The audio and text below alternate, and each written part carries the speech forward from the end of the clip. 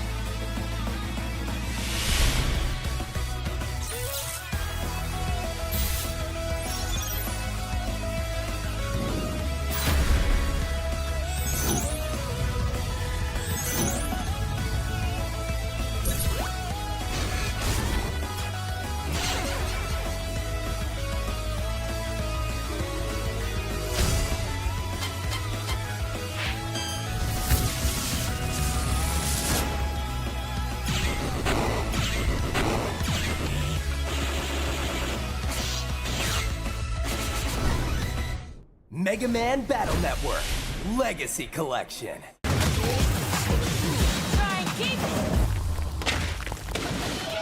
This is where we make an impression.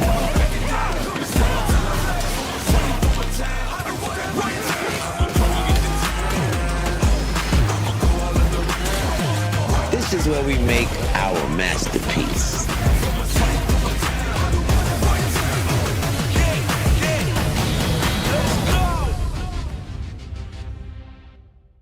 最近ちょっとやっぱ考えて生パリーはかなりいいなと思いました。歩いてって生パリーとか結構リスキーに見えるんですけど、1ゲージの時とかってほぼバンアウトなんですよね。これもうちょっと自分で回収するのも苦しいなってシーンがすごいあって、で自分から触りに行くのも嫌だなって時は歩いてパリーをして1回でも通常技取れればすごい回復するんですよね。やっぱ通常技取った時、やっぱこれはもっと積極的に狙っていければいいのかなって思いましたね。なるほど。そもそもガードでもこうやってりゃバーンアウトするからリスクはそんな変わんないよねっていうような考え方よね。でしかも例えばなんか相手がじゃあルークでタゲコンをやってきてました、これもう爆盛りっす。おお3本これすごいですよ。確かに。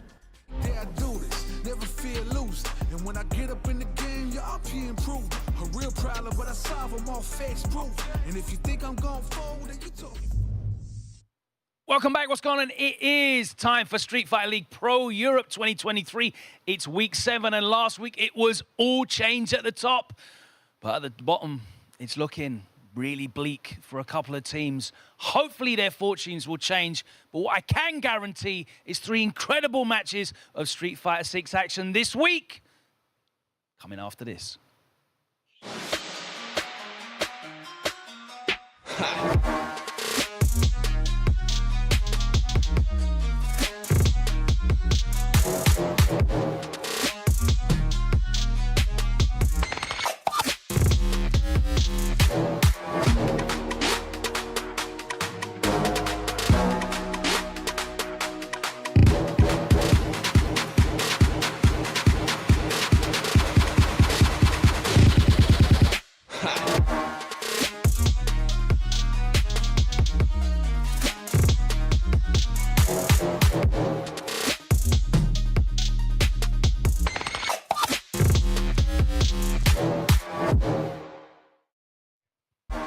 Welcome back to the studio here for Street Fighter League Pro Europe 2023. And as we move into week 7, only 4 more fixtures remain for these teams to turn around their fortunes. It was all change at the top last week as we had some changes amongst the playoff positions. And of course, this season, the playoff positions are even more important than ever. For a full explanation about that and the full format of Street Fighter League Pro Europe 2023, let's hand it over to our expert commentary duo of F-Word and Jammers. Just give me the mic. Whoa, we back, baby. Hey, Logan, you didn't get the memo, bro? You see these slick-ass jackets we got on Jammers? Looking very smooth. Actually, he's black and white, to be fair, so I guess we are in synergy. But more importantly, Jammers, the spots you finish in now are way more important than they were last season. Yeah. Please tell me why. Let's look at 100%. It will come on screen right now. So yes, the teams are playing home and away. That is part of the regular season format, with the away team having to expose themselves, their player lineup, their character lineup, and their control scheme ahead of time. And then the home team get to counter in accordance there. Now, of course, when we get onto that, there will be a point system, which is game 1 and game 2. They award 10 points each in a best of 3 format. But game 3, however, the big bucks will be awarding 20 points to the winner in a best of 5. Now, if we do end up with a tiebreaker, there will be an extra game, best of 1, worth 5 points. But then what happens when they go to the playoffs, F-Word?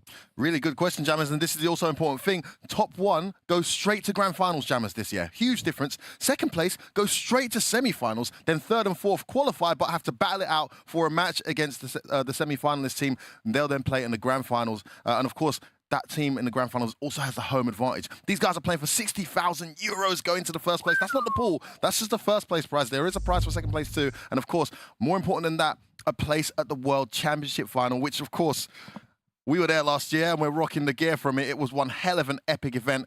You've got to be vying for one of these guys to go there and have a really strong case. Only time will tell, Jammers, but man, super exciting season. Very close to the end now, though. Yeah, we are very close to the end of the regular season indeed, but we must get things underway and introduce this first match. So let's send it back to Logan Sama to introduce things.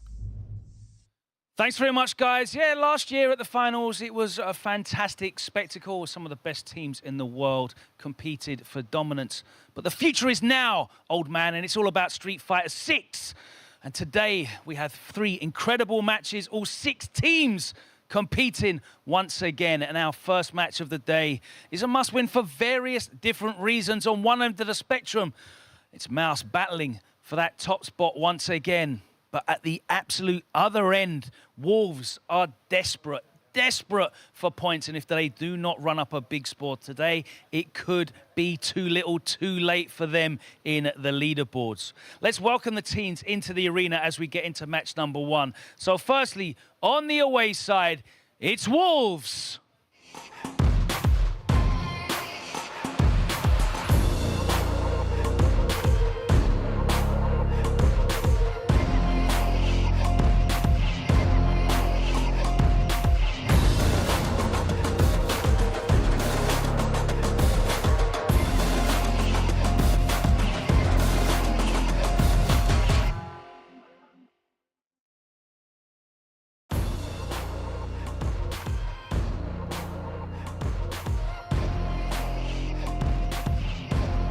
Kicking things off here in week 7, it's going to be Wolves on the away side, team captain Popi.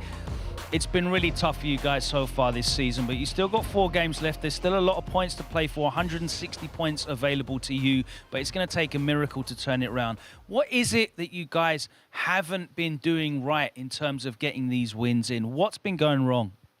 I think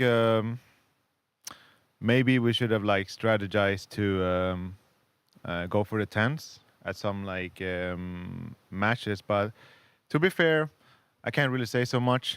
This was our plan from the start, and I think the guys have done great. It's been like some very, very, very close games. It could have gone either way. So overall, I'm happy. Now we're trying to strategize a bit differently to see if we can catch up. And it's gonna be interesting what they do, but I think that problem is probably gonna be anchor. So we're strategizing for that. Okay, interesting. Shivs, come down. Let's talk to you. Last time you guys played against Mouse, it was you as the only person that put up any points on the board. And you've been impressive so far this season, I think. You have got an impressive squad. You've got 2 players that were in grand finals last time, that were champions last time, but you haven't been able to come together and put the wins. Why do you think that is? Well, I do think it's a new game. I think everybody is still finding their feet, even the guys who are cemented in the playoffs. I think you still have players there that are still finding their feet. I feel like from watching everyone so far, it only really feels like Phenom is the consistent guy here that looks amazing, settled in this game.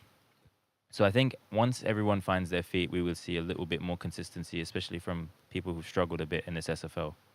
I know I've seen you on social media a couple of months ago saying, you know, you're still struggling to come to terms with this new game. And of course, you started off with a character that we haven't seen you use much at all. Manon making very sparing appearances, but you switched over to Jury, and she's been working well for you though, right? Yeah, do you know what? It's like really nice to have a character that I feel kind of pilots for you a lot of the times. Like sometimes you just turn green and let Jesus take the wheel.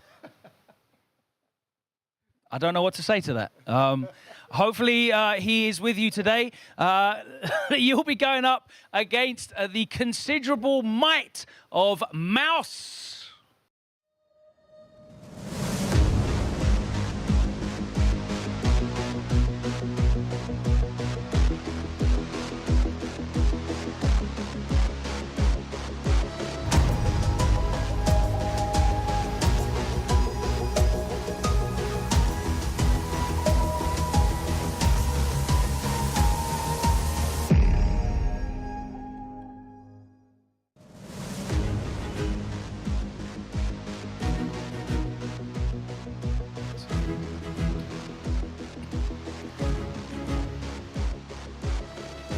The bright lights of the studio hopefully won't be getting to you whilst the games start. Problem last week was a very, very tight match that unfortunately came out on the losing side of. You're going to want to bounce back from that and get back in those top 2 spots today. Yeah, that's the plan. You know, it's getting tight now at the top of the leaderboard, so the playoff positions are very important, so we're trying to get as many points as possible. Those 30 10s and 40 O's, they make all the difference, right? Yeah, definitely. 2025s are bit more, yeah, it hurts. So yeah, 30-10, 40-0, maybe, that's what we're going for. In terms of strategy, obviously you're on the home side. Last time you played them away, it was a 30-10 victory to you guys. What's the strategy today? Who are you really looking to isolate? I mean, last time when we played it was 30-10, so it was still a good result, and we was away. I didn't play, so... Popi says that he's expecting you to come in for the anchor game. Obviously, we'll find out later on. You're not going to give away that strategy. But is there any way or any player on Wolves that you're looking to particularly target today? No, not particularly. I mean, I can just kind of slide in anywhere. Should be all right. All right. Mystic, come on down if you don't mind. Last time you played against Wolves, you were in the anchor role, stepped up, and you got the job done. Closed out that victory for the 20 points for a 30-10 win. Are you expecting to be playing today? Potentially, and I won't give my cards out quite yet, but I feel very confident against every member of Wolves. DJ, obviously a character as well that benefits greatly from the mobility mechanics in this game. Presumably, you'd be putting a bit more strategy in your game playing rather than letting Jesus take the wheel. Yeah, you know, I think training on DJ is pretty important, getting used to, you know, what we're playing on and whatnot. So I think I'm well prepared for this this fight today. All right, I can't wait to see the action. If you guys want to take your places at the home end, it's time to get into match number 1. And of course, last time round, it was Mouse who were at the weigh-in. They still managed to bank a 30-10 victory. So things are looking good for them right now to put up another big score. But today is the day that Wolves have to turn things around. Rock bottom on the leaderboard. Let's find out what their player lineup is today. F-Word and Jammers with the info. Similar outcome, different ways of getting there, different methods of getting there. But I've got to say, this is what the away side is looking at. This is the lineup here for Team Wolves. Shivs going first there with the classic jury. Pretty good choice. No 4 fills? No, it makes sense. After what happened last week, I mean, if you watched last week, I don't need to tell you. Maybe a good idea to be rested. I imagine 4 fills is just clacking to get back in there, but I think maybe a good strategy. What have we gone for in the prediction? We were going back and forth, but I think we're pretty aligned on this one, aren't we? He's lying. This was my prediction. He was nowhere to be seen. Jammers, when I don't like the predictions, I change them, okay? So we clearly align on this. That's what I'm saying, buddy. I mean, look, if it's wrong, fine. You can have all the credit.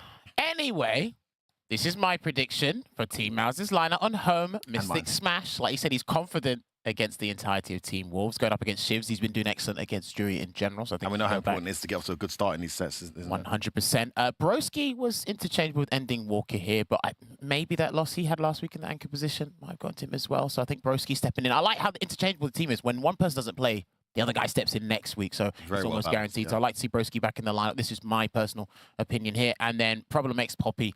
That's a classic. I like to see that. So we saw 4 fills lose last week. We saw Ending Walker narrowly lose last week. But the way they lost, the way the opponents kind of like hit them, like almost like there was a psychological kind of impact in those losses. So maybe that's why both of those guys are sitting out. I'm pretty confident in these picks. Maybe we'll get another 100%. We'll see. But it's not our decision. It's theirs. And Logan is on the main stage to tell us if we were correct or not. Thanks, guys. I'm here with Shivs, who is opening up here for Wolves. I want to ask you, what's the vibe like in the camp? Obviously, no 4 fills this week. What's the decision there? Everyone is still extremely confident within the team. I know results haven't gone our way, but it's more of a case of just rotating and seeing what we can do to salvage points where we can, and just giving 4 fills a bit of a rest after the tough week he had last time. Okay, you're opening up. Obviously, Jury on the Classic. Who are you expecting to face? I think it would be between Ending Walker and Mystic Smash. So looking forward to either of those. All right, let's find out who it's going to be from Mouse. Can you please send up your first player? It is going to be Mystic Smash. There's going to be a lot of green on the screen.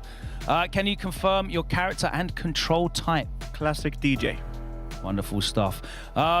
We're expecting a lot of movement in the neutral.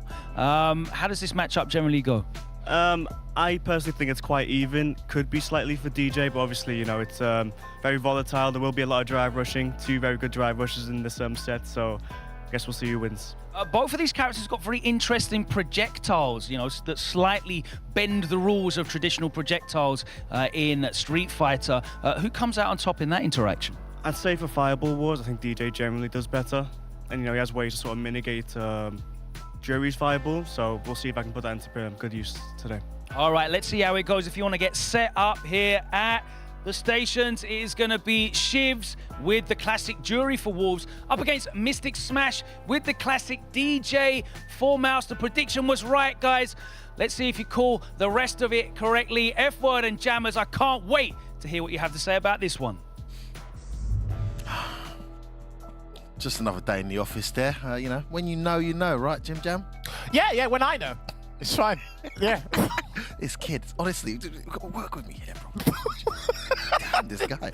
Anyway, listen, it is coming closer and closer to the penultimate week. And these teams now only have, 3 matches left each? So 120 points up for grabs. Sitting at the bottom of the table with 60 points is Wolves. But Mouse had a massive loss last week. It looks tiny because it's just 20 points down the drain. They didn't get 40-0'd, and they were sitting close to the top of the table prior to that. But that was a huge loss because there's only 3 games left. Yeah. 0-0 Nation has pulled 20 points away from them. BMS are 15 points away from them. They're on 1-4-5 sitting in third, and BK Rogue are just 10 points away from them. So this year it matters so much more where you finish. Of course. If you're Mouse, it was all looking good until last week. So both of these teams really need as much as they can get, and there's going to be some heartache, I feel, unfortunately, at the end of this match, because if anyone gets 40-0'd, I personally think that's top place completely unreachable for Mouse, and that's qualification place completely unreachable for Wolves. Already a bit of a unrealistic task for Wolves to try and get qualifications. Idealistically, either team wants to get the 40-0 here. They're gonna make it. They're gonna try and put a dent in the opposing team's plans as much as possible. Being realistic here. Yeah, moving on to this matchup. Mystic Smash, he's actually been one of my personal MVP. Shouts to He actually got a lot of votes. Got a lot of votes from the players. Shouts to Phenom for getting it. Nasim's been up there for me as well, actually, but Mystic Smash has been my personal MVP. I was worried at the start because the hiatus he took, but he's actually been taking this opportunity and these matches in their stride in full force. And like I said, he's confident against his whole team. Drew versus DJ. I like this one only because, like Logan said, their projectiles uniquely bend the rules, right? You got EX Air Slasher, but then when that's out, Drew can pop out her fireball to stop the drive rush coming from behind it. But you also have to remember as well, when Drew puts out her fireball, he can do EX Sobat to go over it and get a punish counter. He's got answers. I don't really want to get into a fireball war only here versus DJ, but there's definitely smart places where she can place those fireballs. Yeah, of course. Nice punish. That was clean, and that's like a 6-7 frame move, so that was actually legit. Man, great awareness of the space in there. We spoke about this when it comes to punishable. It's not just the frames, it's also the recovery. Great bait there. And the anti-air, risky, but pays off. Oh, it almost got the jump there. That one's nice and safe. Drive rush in. Oh, he actually got away with it. Oh, there's that short that he's been using so well. Master rounds, the greatest Sobat. Oh, no! Still alive. Okay. She's still in this. Sticks out the fireball. I like that for the approach. He's burnt out. Goes in. Oh, he did slightly miss the perfect frame dash there on his drive rush. I thought he'd go into the roundhouse. He tried something else. Love the wake up short there. Great awareness. What a big bait with the sway, and this is going to be nice damage there. And he's done it again. He will not be conditioned. Nice cashing out, baby. He's lost a lot of gauge though in those 2 reads. Almost got the jump. Oh my god, he's just been checking every single scenario. The button doesn't work. Yeah, Mystic. Oh, the whip punish there. That was his combo though. That was not the intention, but burn out. Everything working right now for Mystic. He's looking so solid. He got it. That's the anti and the level 2. Yeah. Oh! Yeah, she can hold that jump. Great choice there from Shakz. Nice cross-cut DP. Can he make this momentum count? No meter here for Mystic. Oh, oh my goodness. Nice. Nice. Don't miss go to the DP, by the way. He just had an answer. Yeah, he's trying to throw you off your rhythm with a few round DPs, but you didn't get goal. These guys are playing at hyper speed. Well, to be fair, calm and composed. The fastest drive rush got up against the longest drive rush. So, and they add to us will be good. Players alluded to it as well if he keeps it in there. The dive kicks. After you do the fireball string. After you do what? After he does the kicks to the fireball string. Yeah. He does the sway. The thing he showed you at the end, he's probably gonna do it again. I think he's looking out for that. Yeah, I know. I'm just gonna. A lot of stun line can buffer, so keep everything tight, man.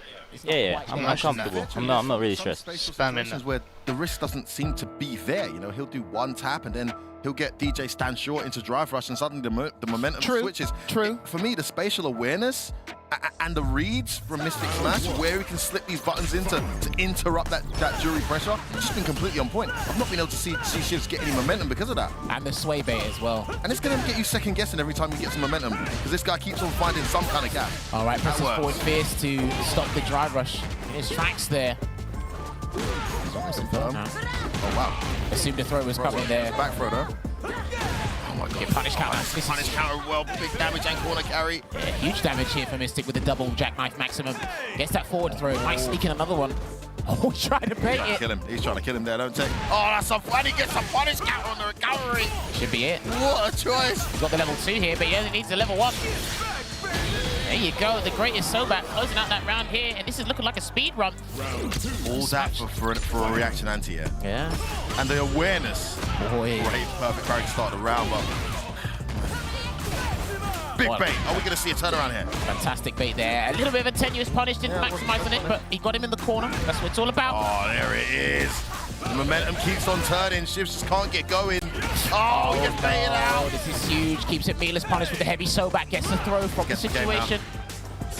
Oh my goodness, the dash. Nice anti-air. Scratch medium. Gotta be careful. Yeah, very careful. He can still DI here.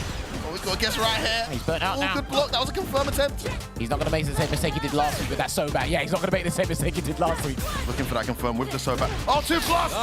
Nice. He was plus 8 It on was that. 2+, yeah, that's right. Yeah. No, he was actually, he was plus 10 on that. Yeah, took the throw with it. Good stuff, man. Very convincing. Good stuff, good stuff. 4 rounds straight. Solid. Clean gameplay. Love to see it. Safe. That was a nice game. To rectify the errors from last week with that first 10 points. And for Wolves, the uphill battle just gets more uphill here, Jammers. Swift, incisive, clinical. We could put a bunch of words in for Mystic Smash's performance there against another Druid player in the league, keeping up that performance. Again, like I said, personal MVP there. But yes, he always is off to a good start, regardless of the scenario. And again, he keeps saying he's confident against his team. And he puts 10 points on the board for Team Mouse. But now it's the middle match. Shakz. Shakz is on form, man. Yeah, you know what? There's been fluctuations fluctuations in his confidence, but his, again, actions speak louder than words. And I think his performances have been better than, like, you know, partly of his interviews. But again, all the players get used to that. However, Shakz is all right in the interviews. I've seen worse, trust me. But look, he sounds down, but his gameplay brings him up. So that's what I really like about him. But then, yeah, we need to find out who he's actually going to be facing here. Am I wrong? Because if I'm wrong, you're definitely going to put the blame on me. What are we talking about? We Jammers. We're in this together. All right. We're all in this Anyway, we'll bicker. Logan, all you.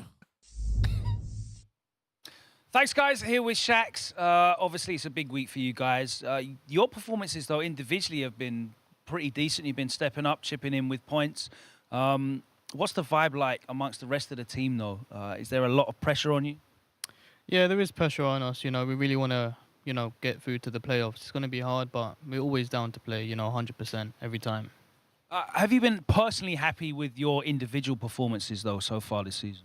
Yeah, I feel like I haven't been doing too bad, but like there were some games where it was just literally down to the last pixel, so I can't be too upset about it. But I'm here to play serious and, you know, pick it back up for the team. All right, man, let's see how it goes here in game number 2. If Mouse can please send up their second player. And it looks like it's going to be Broski. No shorts, it's all business today. It's a bit chilly outside. Yeah, you know, I've got to keep the feet exposed. I've got the flip-flops on, but I thought I'd mix it up with the trousers today. All right, hopefully, you know, you're able to mix it up in the game as well. Is it going to be the classic JP? It is, yeah. All right. You and Shakz, do you have much competitive history in 6? I mean, we've played a lot of ranked together. We played in the World Warrior, which I think I won, but, you know, can kind of go either way in this game. But I'm feeling confident. You must be feeling confident to put yourself forward for this. Is this a player versus player, or do you feel like you have a matchup advantage here? I think I kind of know his kind of play style. I think I understand his decision making, and that's the kind of player that I feel most confident against. All right, let's see how it goes this time then. It is game number 2, best of 3. We have Shakz for Wolves with the classic Luke, Broski for Mouse with the classic JP. If you guys want to take your seats, let's get it going and hand it over back to F1 and Jammers. It's all on the line now, guys. Game number 2. Well, every point mattering that much more now as we edge towards the end of this initial season, Jammers. And that first loss, unfortunately, that's limiting the maximum capacity that Wolves can actually get to. Right now, yeah, you're right. ROG, if they were to lose every game coming up 40-0, they'd stay on the 135 they're on. But the maximum I believe we can get to is 180 as Wolves. They're 60 now. Now, it's 170. So suddenly that... like every 10 points keeps reducing, man. You're losing control now. You're starting to rely heavily on other matches going your way, and the more you don't win, the more the inevitable looks like it's gonna eventually happen. We'll see if Shakz can continue what's been pretty decent form versus Broski, who we gotta say, a lot more hot and cold versus the Broski we saw last season. You know, Shakz is improving his performance of late. Thinking the difference in obviously games, Street Fighter 5 going to Street Fighter 6, difference in characters as well, because he was one of the best and the only Horo players in Street Fighter 5, so that was a huge advantage he had. The JP is the #1 enemy for everyone here. I think we can all be unanimous in that. But yeah, He did say in his interviews that Shak's playstyle is something he's familiar with. Is that you stomping your feet? I can hear that. No, I can feel it. Sorry. Let's do this. Okay. Let's go. Go for When it. he played against Shivs, Yeah. Shivs abruptly changed his style and he beat him. Shakz can do the exact same thing. He can go from 0 past the speed limit, surprise you. And you can bet your top dollar that Shivs and Shakz have spoken about of course. the play style. And the first drive rush does not get checked. Oh, okay, there you go. Beautiful frame kill into the meaty, but a back throw there. Done it out of, he thought he was going to tech, so. And you need this guy in the corner, man. Although you got to be careful going for the throw in the corner. There you go. Looks like Shakz is playing with no regrets here. That's perfect parry there to change the momentum though from Broski. I see Sandblaster to get a knockdown and edge him closer to the corner here. Such a good option in this matchup. I think it really gives Luke a good opportunity to change the thinking process. Lovely anti. JB, oh, base it out, could have got way more He could there. have won the game. They were going to win Committed to the late throw, wasn't he? Oh, no level 1 there, would have killed. A couple of opportunities going back in here, but it's not going to matter. Yeah, Shakz gets it. I think he's definitely paid attention to what Kusanagi's been doing to JP players he's come across, especially when Kusanagi faced Broski before as well, actually. He lost, so. Oh, nice check with the stand medium punch. Fake cloud always gets us. Yeah, he's definitely implementing what Kusanagi's been doing with the loop, just against high-level players in general as well. Re-throwing him off of that drive rush. Oh, nice angle on that jump. Not taking the bait, though. Good check. Gets the sweep. I think he could have got stand fierce there, but I'll take the knockdown regardless. Gets the throw. Just make sure, though. Yeah, of course. You're good so far, Shakz. All right. Beautiful. He got him with a string, and this time he does convert. All right, there we go. Hail Rider. Momentum definitely in Shax's corner here, but Broski has the resources to bring this back. Nice audacious throw there. Text this time. Nice EX. Didn't go to level 3, I thought he would. Nah, not yet. I didn't have it, actually. Yeah. He probably buffered it. Oh, bad bet. That's going to be it. Good first game. Good first game. More the same. Their first battle of this. I think it's important, if possible, to keep in your mental stack that he's the kind of guy that will, even without level 3, do drive rush into the heavy knuckle. By the way, you're speaking mad loud, by the way. You can probably hear what you're saying. Sorry.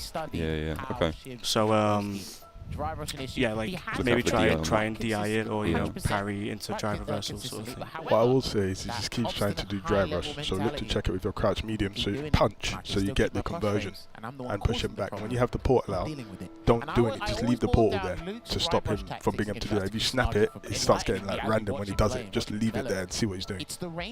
And just throw your ghosts or feints. And the other thing is, every time he's parrying like projectiles he's going in, you know how to counter that. Whenever I do that, I get smoked. But then, the drive rush covers a similar distance. Yep. And if you're conscious between the two and you can't decide which one you want to look out for, it's going to be difficult either way. Drive rush in, he smells blood. Let's check again into the struggle. Sets up EX departure. Ah, yeah, he wasn't doing that before because that slows him down. Yeah, he needs to slow down this Shakz momentum. Oh, Sandblaster catching the stand medium punch there and the check. Ready. Yeah, it looks like Broski's going to stick with the plan, but introduce the departures as well. That's what was missing from the last battle. This is great control from Broski. Nice change up. Just slowing it right down. More EXs, like you said, Jammers. Oh, he doesn't anti-air that jump in. Definitely could have. Wake up, delay forward jump gets him out of there. He loses the damage, but he's out of the corner at least. Good patience and wake up there from Broski as well. Try to check with the crouch medium punch. So again, he's doing the parry into the dash. It's way more easier to see coming. Oh, and Broski checks it again. Changing up here, gets himself the first round. Yeah, looks like it. The shoe's on the other foot in terms of the control. Yeah, still looking, throwing out the medium there just to check. Okay. Parry bait, yeah. So good. Sweep, not expecting that. Catches him low. He's starting to implement different options here to stop and check drive rush here. And stop Shakz. Oh, just drive rush all the way in. He thought he could click up, he couldn't. Again, the low short connects. It's a really good round. Sticks out of EX. There you go. Oh, he tries to jump, he couldn't. Shakz losing patience here. This is great. Excellent control here. Oh, beautiful bait. Oh, I thought he got the conversion. No, bad bit. Oh, this is huge. Burn him out. He's got to burn him out. Oh, he could have built a meter to get the level 3, but he didn't. He's trying to kill him there. Look at this. He's got the CA. Anti-air trade. It's a bad trade. Oh, he takes it. What's he going to do here? He gets stunned, he's got to be careful there. Broski gets a jump in. Oh my Still goodness, being stubborn here, Shaq. Nice. Okay. That's nice. Yeah, you're playing good. Yeah. Keep doing that. Portal out, leave it there. Jumps like 4 times in the corner. I think Shakz just couldn't snuff it out. They playing your both game knew now. what was happening. Said, look, I know that you want the DI. Yeah, I think a lot of these Luke players, they just get very flustered when you don't just give them openings to get in. Yeah. Having the portal out there is just such good neutral tools. No teleport, no snap. Jump. Also, whenever you're doing the feint, if you see him turn blue, just press crouch me a bunch because he can't one finish it. And then if he does drive rush, he'll get hit. I will see. Your crouch medium kick's been really good as well. So Keep doing that game. Yeah, just keep doing what you're doing that game. Any conversion, knockback, portal out, leave it. And also on Oki, just be ready for the neutral jump. It's hard, but Yeah. just jump. I understand why you're not going for that. Okay. No, definitely to the wire. This is super tight, man. I mean, if you're Mouse, you really want to overtake 0-0 Nation, put as much pressure on him as possible. He's going to do it. He's going to actually introduce another character here. Who's that, Marissa? No, he's gone on Cammy. He does play Cammy, but he wanted to stick with Luke. He's been telling us week in and week out, I'm going to stick with Luke. He's versatile. I don't think he has a bad matchup here. However, when there's a lot on the line, you kind of overthink, Jammers. Statistics say Cammy does cause a bit of issues, and he did lose to Jokers. Cammy, I believe, Broski did. Joker played that match really well. Yeah, implementing his tech. Shout out to Joker. Definitely a character that has a multitude of tools to fight. But is his Cammy warm? That's the thing, though. Okay, that was a safe dive kick there, not plus. But yeah, such a sneaky cross under. So I took with the They jump out though. There's some meaty. Meaty. Broski right correctly identified and pressed his button and gets that jump in at perfect timing to catch that roundhouse recovery. Looking a lot better here. To work with now. Yeah, Phantom's away. Oh, he's racing on that. He caught the medium whiff. Are you kidding me? He's in there. He tried to bait and throw. What's that? Did he get something? Could have done weight. We could have killed. He's going to kill anyway. He wasn't expecting that. No one's brought that out here in the league, by the way. Day one Cammy tech, man. You ain't ready, baby. Sleeping at the wheel. Risk putting himself in the corner there, and it paid off. Oh, maybe that went in front and went behind. Spin knuckle, catches him with a counter. This pick looking good so far here. Can you read right? There's a throw. Might be able to sneak in another one. Not quite. Try to hold up there, did Broski. Oh, he's not anti-airing, he's too scared of the dive kick. Yeah, of course. Nice delayed jump back, and that medium punch so good with the distance, but he's back in again. He's got an air throw as well. You can use that to counter, but he got crouch fist anti-air instead. He's in there. That might be the game. I think that might be it. Still alive. No, did he miss? Yeah, he didn't charge it. Oh, what was he didn't charge it. He done the regular cannon spray. He didn't charge it. And he's burnt out here. Broski can get some momentum. He might be able to spin his back. He's not. Nice. Let's go. Let's go, Shakz. Let's go, Shakz. Come on, man. And going behind. And you can see Broski absolutely infuriated with that element of the game. Complaining about something there, what happened, but it didn't matter. It was enough, and a massive 10 points dropped for Mouse. A humongous 10 points gained for Wolves. I mean, Shakz said at the start of the season with the Luke how much he doesn't feel the character needs cover, how much he feels like he wants to play one character this game in opposed to his Street Fighter 5 career. But man, multiple characters. Why not? Another loss for Broski. Another win for Shakz, individually speaking. And that actually works out for both, or I should say, for both Shakz and Wolves in general. He's been their best player the second half of Shakz. He's been so good. I think he's 3-1 in the second half of the season. Smart move as well. You can't go for stubbornness at this point. You can't be you're stuck in your own ways. You've really got to change up the characters or your tactics if need be. And Cammy the best of one in that scenario. Not really familiar with your style of Cammy because you seldom bring it out. Also, did they prepare for that? I don't think they did. I think that was a genius pick from Shakz. One game Cammy in a tricky matchup for JP. Brilliant. But it all boils down now to the anchor match. You can still get a 30-10 for one of these teams. A huge 30-10. Who's going to take it? And more importantly, Logan, who's going to be coming up for Mouse in this anchor game? So we'll come down to this. This is a huge game for not just you, but the whole team. 10-10, 20 points on the line. 30 points will go a long way. Obviously, you've still got 3 fixtures after this. 120 points to play for after today, but 30 of those could be yours right now. The Cammy got the job done for Shakz. Is the Cammy going to get the job done for you? Hopefully. I do think I'm playing problem, so I'm guessing he had like the choice to either go Marisa or Blanca. I think they're very interesting, different matchups. You know, Marissa's very volatile. The Cammy Marissa matchup's very volatile, but we've seen Blanka have a lot of success against Cammys out there. What do you think it's going to be? I think it's going to be Marissa's first to feel it out. And, you know, if it goes really bad, he always has the choice for Blanka. All right, then. Let's find out who it's going to be. Has Poppy shown his hand? Our mouse going to switch it up on him. It could be Problem. It could be Ending Walker. Who is going to be coming out for game number 3? It is going to be Problem X. The big question is, which character is he going to be starting off with? So, give us, please, your character and control type. Control type Classic. The character Blanka. There we go. All right, so talk us a little bit through this matchup. Obviously, we've seen it on the world level. There's a long-standing rivalry with Mena and Punk in this matchup. What makes it so tricky? I just think that Blanka can control her air approach better than most characters, and the ground game is actually not bad for him either. But Cammy can compete on the ground. Poppy's a well-versed, neutral, you know, specialist, so I'm sure he's aware of the risks. All right. That's it. It's locked in. Game 3, it's all on the line. Both of these teams want to put up the 30 points. Only one can take them. It's going to be Poppy for Wolves with the classic Cammy and Problem X for Mouse, breaking out the classic Blanka. Game 3, if you guys want to get set up, let's head over to the desk. You got the right player, but the wrong character pick, guys. This is where me and Jammers disagreed. I was saying it's going to be Blanka, but he insisted it would be a Marissa, and what are you going to do, eh? You know, these young people these days, you can't argue with them. Anyway, as expected, it's going to be that Blanka, but we did have a conversation with Poppy about this particular matchup, and he says, his words, he feels like he is one of the best, if not the best Cammy in the world in this particular matchup. We've seen a lot of Cammys get absolutely obliterated in this matchup. Then later feedback is that it's pretty much a 5-5, but some Blankas still think that Blanka wins this. I mean, that roundhouse with the active frames, the reward you get for reading right on the jump in, there's a number of things Blanka has, but Cammy still is Cammy.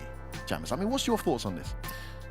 I think he's picked Blanka due to the circumstances. I thought he was going to go Marisa the whole way throughout the league, but was I wrong there?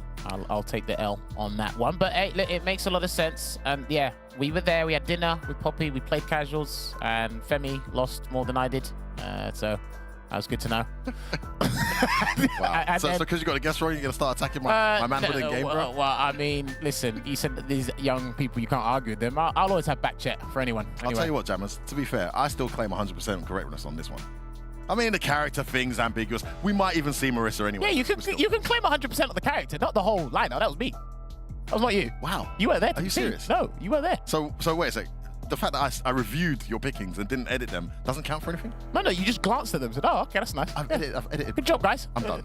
It's not about you and me, Jammers. As much as you are talking absolute nonsense right now, it's not about you and me. It's about these guys. And this is a blast from the past. Problem X versus Poppy. I mean, we've seen this like 10 years ago on a regular basis. Here it is, a decade later. Poppy's still rocking Cammy.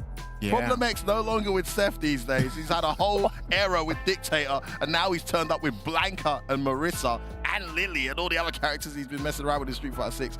This is going to be a juicy one, and in terms of implications, an absolutely humongous 20 points on the line for both of these teams. I really want to see all the cool. stuff Let's that do it. Poppy articulate to us. Good luck, man. Let's go, Poppy. Specific combo you mentioned against Blanka, because he's got a wider hurtbox crouching. I think it's Blanka, Honda, Moriza. I think there's another character. I can't remember exactly who it was. I might be butchering the knowledge. There's some stuff here that he thinks he's excellent at doing, so I really want to see it unfold here. An uncharacteristic 1-5 performance so far in the league from Poppy. Only a 20% win rate. A chance to turn that around when it matters the most here.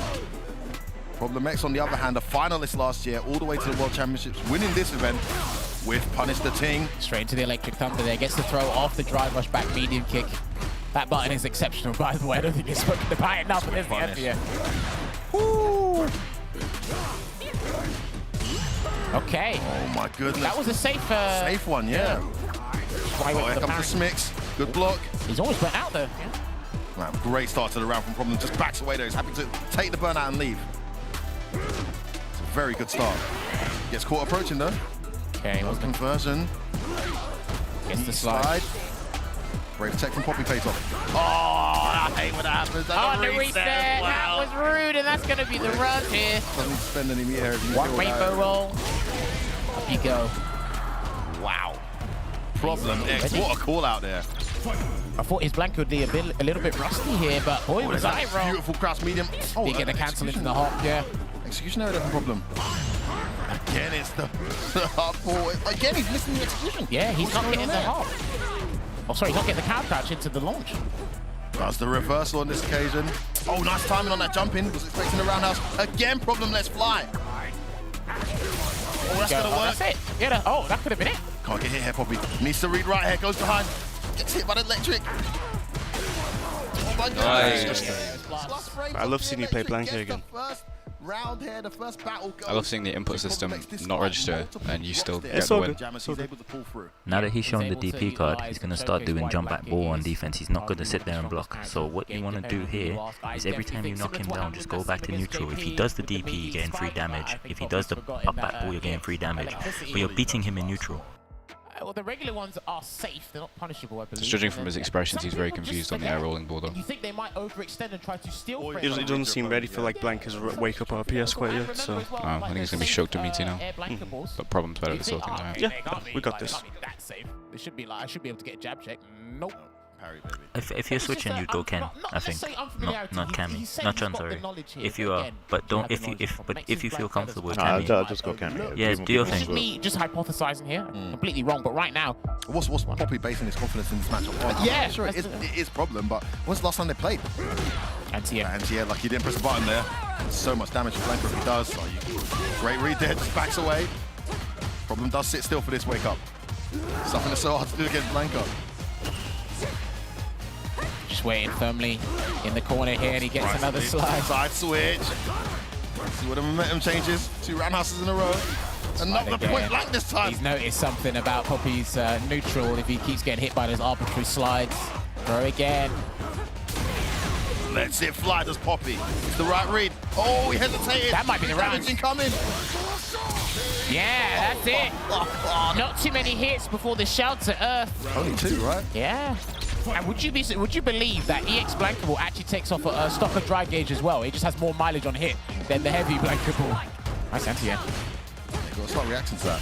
I'll say nice counter to the Blankable, sorry. It looks like an anti-air. Yeah, it's still an anti-air. He's there, bro. Yeah. Try to switch it up here. Popi playing very slow. He can speed up a little bit, but don't want to overextend here. It's like he's trying to play all reactionary here, Popi. Okay, survives that. I think that jab hit a bit late. Had to recover from the parry. Nice anti-air. Okay, it's Poppy's best round so far. Can he make it count though? Oh, okay. The thing lifts in front of him. On the electric. Getting away with a lot of balls. He's draining that meter. Nice check with a jab. I'll do the delay dive kick there to try and beat the roundhouse and then out the cannon spike.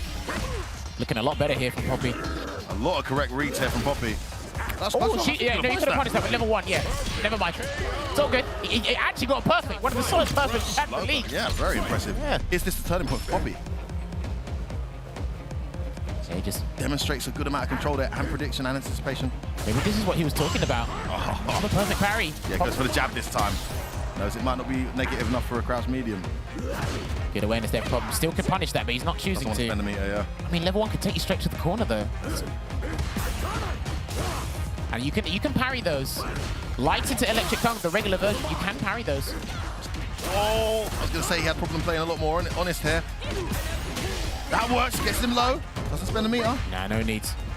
Doesn't want to drive. Oh, the gauge is very low now. Both of these guys close to burnout. Trying to burn him out. Crouch fierce from Problem. He's really trying to burn him out here, but he's got to be safe. Game if you get burnt out here against Blanca. Not ready for that. He's going to spend it. Yes. All right. That was very ambitious there from Problem to get away with that with the level 3 on the screen. Let's see if he drive rushes in or is Problem going to do something audacious. No, yeah, Roundhouse is coming, wants to try and burn him out. Oh, that medium caught from a mile away. Popi desperate to burn him out. It's not going to happen. Needs to relax. Oh my goodness. Is he going to level 3? Oh my god, he finally gets hit with it. Nice, good stuff. Nice. He's alive, yeah. No, he's not. We'll see. Not even in a million years. Oh. Nice. Oh, okay. I thought he might have been alive, yeah. Absolutely not. If you started with a crouch main kick, maybe. I think from my perspective, he had like a bit more health. So. Yeah. If you've been with us the last 7 weeks. Yeah, you're honestly playing that really well. Just that one last overhead. In the anchor match, is as good as being 2-0 down. He's probably not going to whiff punish your crouch main punch. Chanley modern, maybe? The thing is, with Chun-Li, you also have a projectile that you can throw on the screen, so the Blanco balls won't be coming as regularly, so the mental stack balls might be a But bit then if lower. he goes Chun-Li, he's got Marissa to deal with, whereas with Ken, you cover both. Yeah, if you are feeling Ken, we can go with Ken if you like. He doesn't like Ken Marissa, so if you do beat him with Ken as his Blanco, if he goes to Marissa, he's still not gonna like it. What are you feeling? I think like I don't think Chun and Marissa is that bad. Oh, if you're comfortable in that, then you can run it. Chun-Li as well, you can run it. Changes a lot of things. The reward is if you don't get a perfect parry, at least you don't lose a bunch of gauge on blocking that ball, man. You know. However, in the scenario of the level 3, speaking of it, right, you block the Blanco ball, you lose a stock, punish with the level 3, you're going to replenish the gauge anyway and take his. So there's also that dynamic to that as well. So it's very interesting. I like the breakdown of that.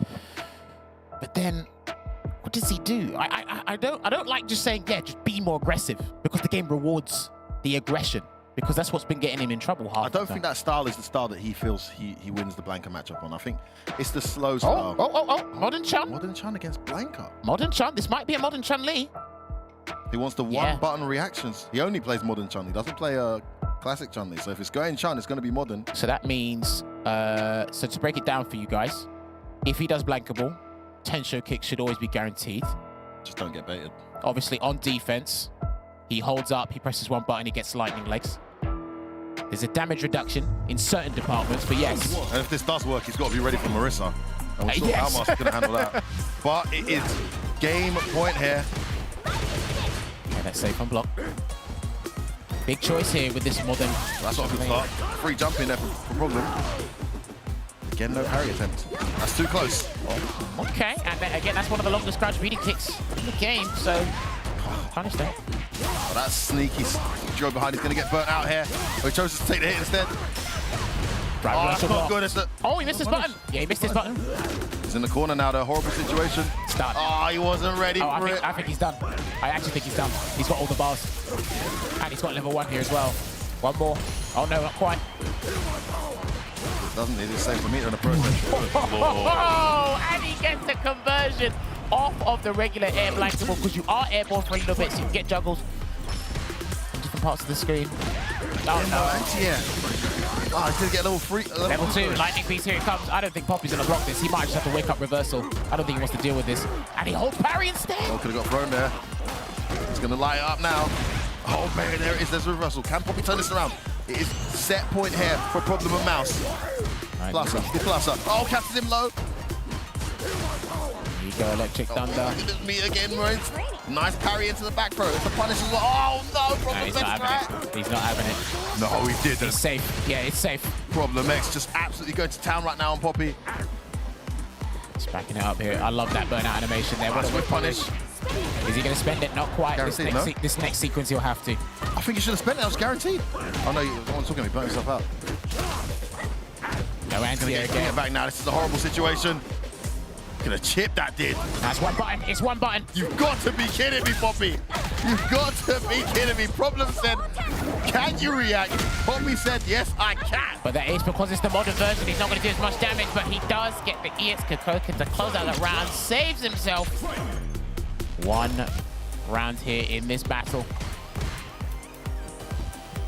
Let's see what happens. Buffered again. Buffered crouch medium, just outspaced it. He's getting his hops now, or his launches. Okay, probably underestimating the range on that crouch medium, as we all do. Okay.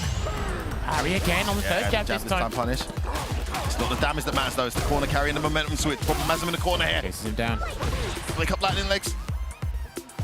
Just weighing it out here once he gets a clean hit. Oh my goodness, he's had that so many times and the drive impact connects. Level 2's there. Level 1. Level 1. What's it gonna be? Air Blanca ball gets countered by the air legs. He's burnt out. It could be a level 1 here from Problem to try and close this out, but missed this drive right now. Let's go. Nice. Thank you for taking that. That was really well played. Yeah, man. Sick stuff. No surprises there with the anti-cami tech, but big surprise as Poppy tried the modern Chun-Li to counter the counter. It didn't pay off, and Wolves' nightmare story continues here as they lose another set, 30-10 Jammers. But for Mouse, the battle for first place continues as they climb their way up the table with that victory. 30-10 last time to Mouse in this fixture, and 30-10 once again here, accumulating the necessary points needed. And they're staying on the rest of the pack here. They're not out. Remember, when you do make the playoffs, you're just fighting for a more beneficial position, one conducive to your team. Just means you've got to work a little bit harder the lower down the table you are. I think that's suffice to say, or sufficient to say, I should say. But you know what? No, well played to everyone, honestly. I know Poppy always comes to the strategy, comes to plan. It's just lacking the execution there as well. The Modern Chun, maybe it should have been roles reversed. Maybe experiment with Modern Chun first, since Problem X did bring out the blanket, but obviously he I think it should start with Cammy. I mean, he clearly knows the matchup better with Cammy, but couldn't get warm enough. And Problem style, obviously, and strategic approach from Problem as well was catching him up. I mean, the raw slides. Like you said at the start, Poppy's very, very confident in his ground game and loves to stand up and try and outspace you, try and whiff punish you. Man, those slides must have thrown him right off his game. He had a 100% hit rate. I didn't see one blocked. So just a phenomenal play there from Problem. Great strategic approach and a great result. They go top of the table now with 175 points. They're 10 points ahead of BMS. Sorry, 0-0 Nation. And now it's up to the rest of the league to respond. Well, let's hear how the winners are feeling with Logan Summer. Let's see how they're determining how they move forward from this point on. So Logan, all yours.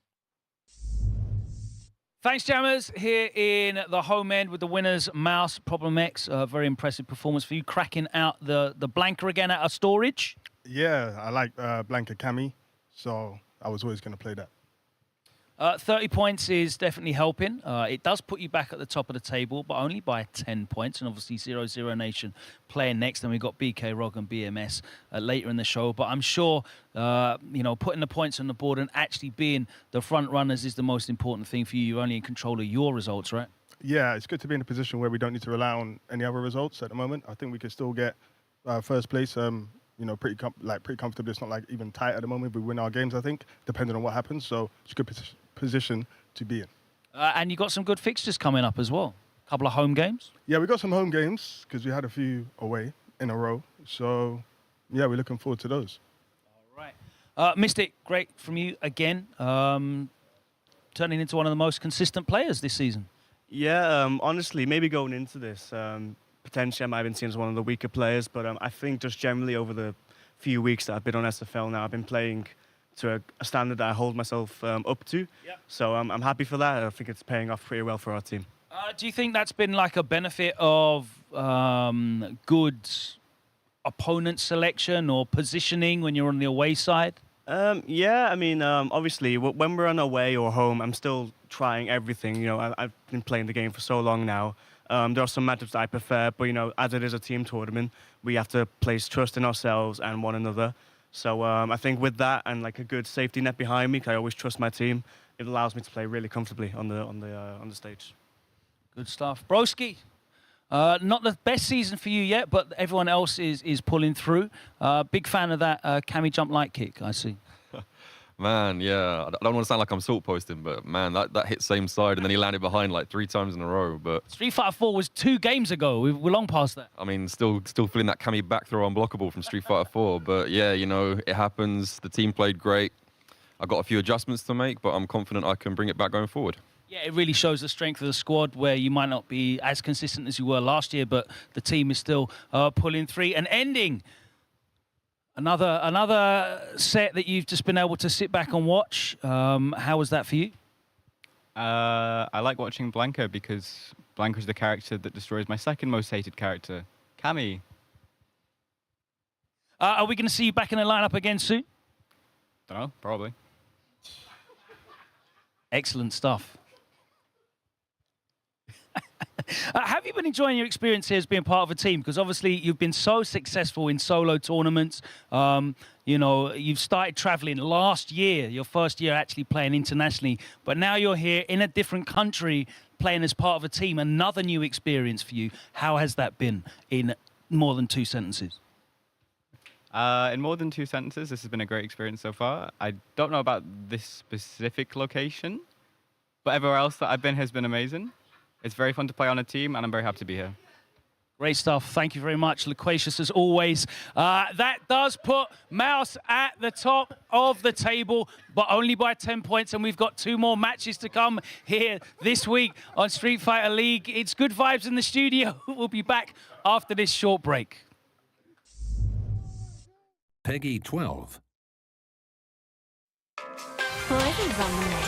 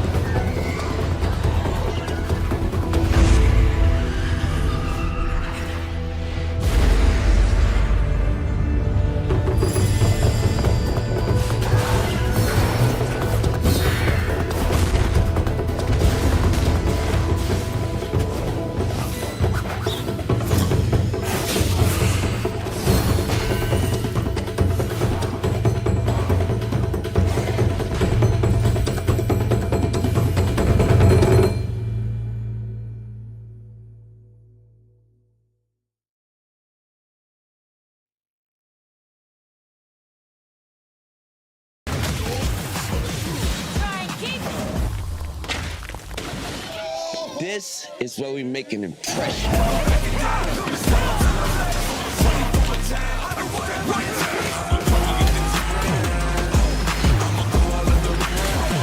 This is where we make our masterpiece.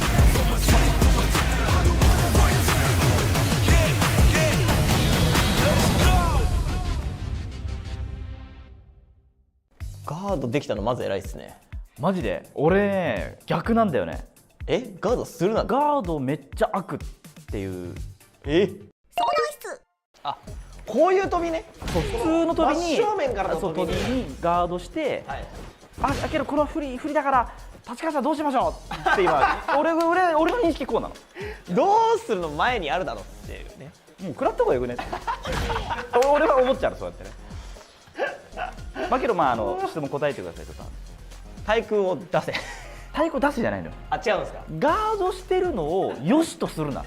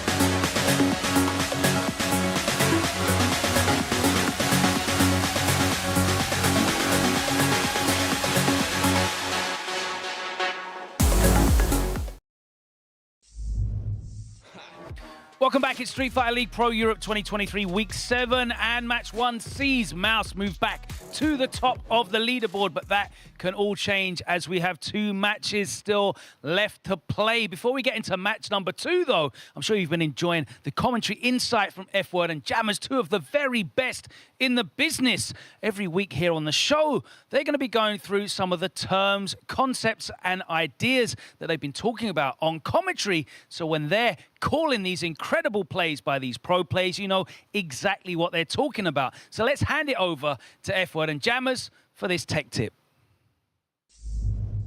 Thank you, Logan. One of my favorite segments of this weekly show is to obviously let you guys who aren't too familiar with Street Fighter lingo understand some of the words we'll be spewing out as we go through these intense back and forth matches. And Jammers, I believe you've picked another one here for us today to go through. What's it going to be? Yeah, I've gone with the term invincibility. It is a simple text, but it goes well in depth here. So invincible, the general speaking term, is basically you're invulnerable to anything. You're on top of the world. However, in fighting games, only invincibility applies to special and super moves. Now, when you delve into the things, right, the logistics of things, there's actually different types of invincibility. There's projectile invincibility, which means you're invulnerable to projectiles, means you can counter them, have an easier time countering them. There's throw invincibility. You'll be able to avoid throws and be able to punish them.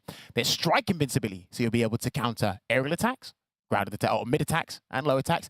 And then there's fully invincible moves, which is all of the above. You get to counter anything. However, all of these moves entail risk. It doesn't mean you can use them anywhere and anyhow. Some cost meter, some don't, but you have to know when and where to do it. So find out what your invincible move is for your character, then find out where you can apply it, because application is the best form of using any sort of move. And then, of course, you have to study it and be relaxed for the situation where to do it, because, like I said, it does entail a lot of risk. Phenomenal description there, Jammers, I must say.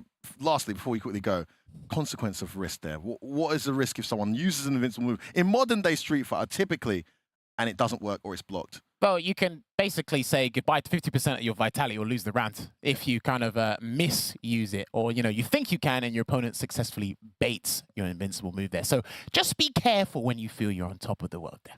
The days of invincible and safe moves are long behind us, though there are some slight exceptions to that rule. But that's not what we're talking about today. We are talking about the top of the table, and as Logan said, it's shifting and changing ever so slightly every time we play. And there's another match coming up now.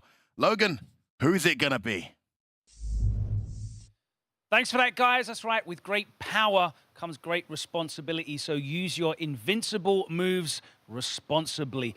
Speaking of responsibility, though, there is a lot of pressure now on 00 Nation, who started today at the top of the leaderboard, but now have dropped into second place after Mouse picked up those 30 points. But their fate is in their hands as they go up in this next match. Last time they faced Guild, it was a 40-0 victory in favor of Guild. They're definitely going to not want to see that happen again. They need to run these points up. So let's welcome into the arena our away team, 00 Nation.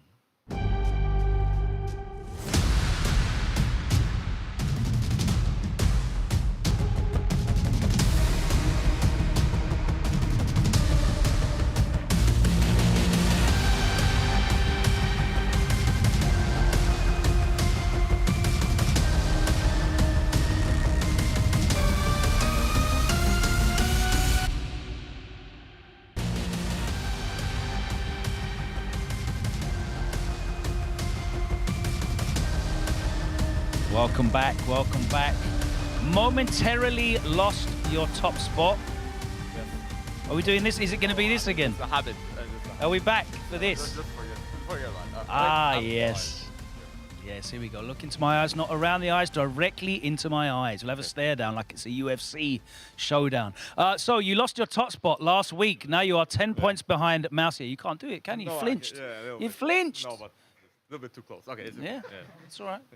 That's right. I brushed my teeth. I've got chewing gum. No, yeah. no problem. Yeah, I know. It's all good. It's good. Mouse now are 10 points ahead of you at the top of the leaderboard, which means if you lose 40-0 again, you're not getting that spot back. And of course, no one ever goes out to lose 40-0. But do you think you can flip that on its head this time around? Do you think that was, I don't want to say a fluke, but a chance result against Guild last time? I think it's...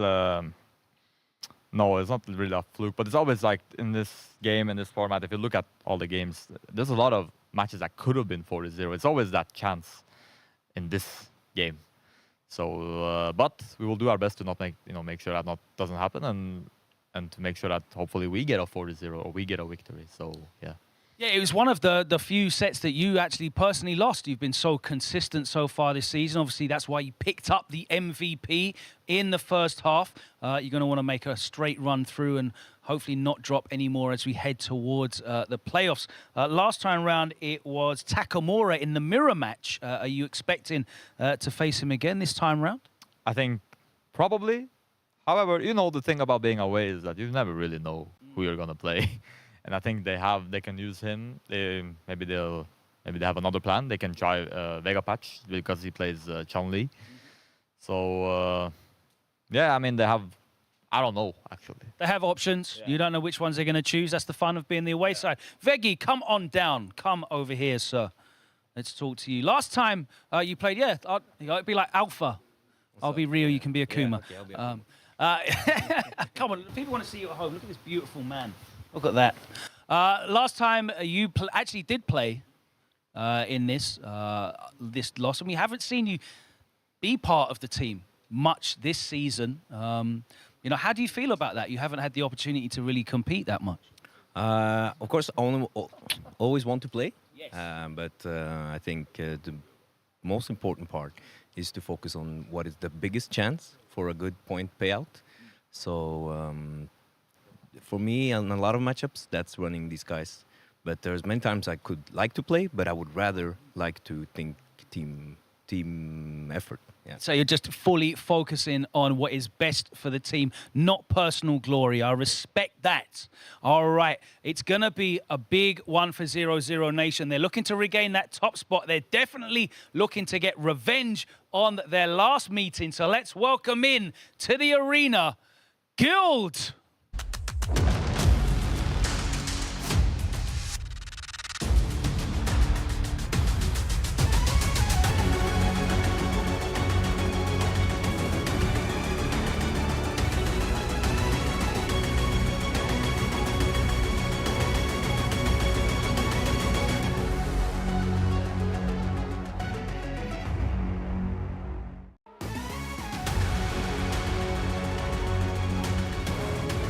Shake it off. Didn't know you were a Taylor Swift fan. Is it a bit chilly today in the arena? No, it's nice weather. It's feeling cold. I respect it. Right, last time round you faced 0-0 Nation. It was a huge win, your biggest win of 40-0. Obviously, you're looking to repeat that, but do you think you can? We definitely can repeat it. We've gone with the most confident lineup as well, so that is the plan. And if we did it before, we can do it again. And you got the benefit of being on the home side, so you can leverage those matchups even more in your favor. Ideally, though, if you get the opportunity, are you going to be looking to run back the matches that you had last time round, the pairings that you saw last time? We will have to see, and when it comes to the pairings, just know that, again, it stems from confidence. So, whoever they will end up first in, just know that that person is very confident. Love to see it, and I can see that you're definitely feeling very confident. Sule, step up, please. Come over here. Last time round when you played, you set the pace. You went off first, and you got the big win against Reckerman's Barnet. Obviously, it's coming to crunch time, and you need these points on the board. When it comes to putting together your strategy for facing 0-0 Nation, how much work have you put into trying to make sure that you can get the maximum out of your character and player matchups? Well, so as you know, we have a couple match characters in Takamura and Phenom, so we're able to practice the matchup on that front. Again, we just take what we could have from the previous games. Obviously, I played Kills You, but also which didn't go so well, but still. Even just getting that experience is valuable in terms of preparation for Reichman. And as for JP, myself and Joker are both comfortable in that matchup, so just based on our experience. So these are the things we kind of make use of when preparing for a team like this. So you feel like you've got really good options. You think you pair up really well into 0-0 Nation. Feeling confident going into this one for a big score? Oh no, 100%. Right now we've got our morale's always good. Like I said, vibes are unshakable. We got a good team, so we're eager to put in a good performance for you today. Absolutely. I cannot wait to see who steps up. If you want to take your places at the home end, we're going to have to wait and see who guild send up, because obviously they have the opportunity to counter the lineup from 00 Nation, but we need to find out what that lineup is. And 2 people hold that information. It's F-Word and Jammers. Over to you guys on the commentary desk. My foresight hasn't quite been on point when it comes to Team Guild. I think that's the one where I've had the worst predictions. I think the opponents have also not been on point. I mean, we had one opponent compliment them for how bizarre the pick was when they were at home. All right, they're going with Lord Venom first, the classic JP. I like that. Actually, a character that Guild fight quite well, but didn't feature last time. Yes. So he's in the lineup this time. Rickman's Barnet going in that also regular middle ground there with the jury. And for the first time in 3 weeks, Phenom is back in anchor. It's been Lord Venom 2 weeks in a row, so he's back where he belongs with that Ken. Maybe baiting out that run back with Takamura. We deliberated a lot, and I'll be honest, guys, I cheated a little bit. What? Look, what was that? I went past the team. Hang on. Not intentionally. I asked Takamura, are you looking forward to the run back? And the confidence he exuberated from that question was not good. How do you get this guy on camera if he just keeps going behind? It's not cheating. I was like, you're looking forward to the run, because everyone thinks it's going to be the run back. And all of a sudden, I thought, you know what, this guy's not playing. It just didn't like he's playing. So is that cheating, guys? Does that count as cheating? Even the host is saying you're cheating. Well, all right, if I cheated, I cheated. This is what we've gone for. I think Joker Jokes had a great game against Broski, so we agree he's going to go first against Lord Venom. Then Rickman's Barnet in middle. We were thinking maybe could be possibility for Anchor with Vega Pats, but after seeing that confidence kind of like not so there for Takamura, I started thinking, you know what? These guys might try for a monkey wrench at, and they've by the way, we're done picking completely logical when it's Guild, by the way. Yeah, right? I've given up. Yeah, so. forget it. They know their team better than we do, right? You know, I mean, they didn't pick the Honda match. They didn't even pick the one. So, you know, you never know how these guys are going to pick. Could be 100% wrong, could be 100% right. We'll see. Well, only one way to find out, and that is with Logan Summer. All to you. Thanks very much, guys. I am here with Lord Venom, who is going to be kicking it off for 00 Nation. How are you feeling today? I'm feeling pretty well. Your energy levels don't seem very high though today. I'm a little bit concerned. You know, have you had enough glucose? I've got something for you there if you want to replenish your carbohydrates. Potassium as well. Oh, really? Yes. So you can take that. That's a present from me to you. You can keep that. Take that home. Who do you think you're going to be facing today? It's either Jokers or Suleiman. Either Joker or Suleiman. Is that because of character matchups into JP? Well, yes, and Jokers did well against Broski, so maybe he thinks he has a chance against me. Does he have a chance against you? No. All right, let's find out who it is going to be from Guild if you want to take a little step over. Guild, can you please send down your first player? It is going to be Joker Jokes. Which character and control type is it going to be, please? Character would be Cammy Classic. Do you have a chance against Lord Venom? I do. What makes you so confident in saying that? I'm not sure if I said it before, but I've versed like a lot of JPs. I've played like drilled, you know, first 100 with JP, so I'm going to give him my all.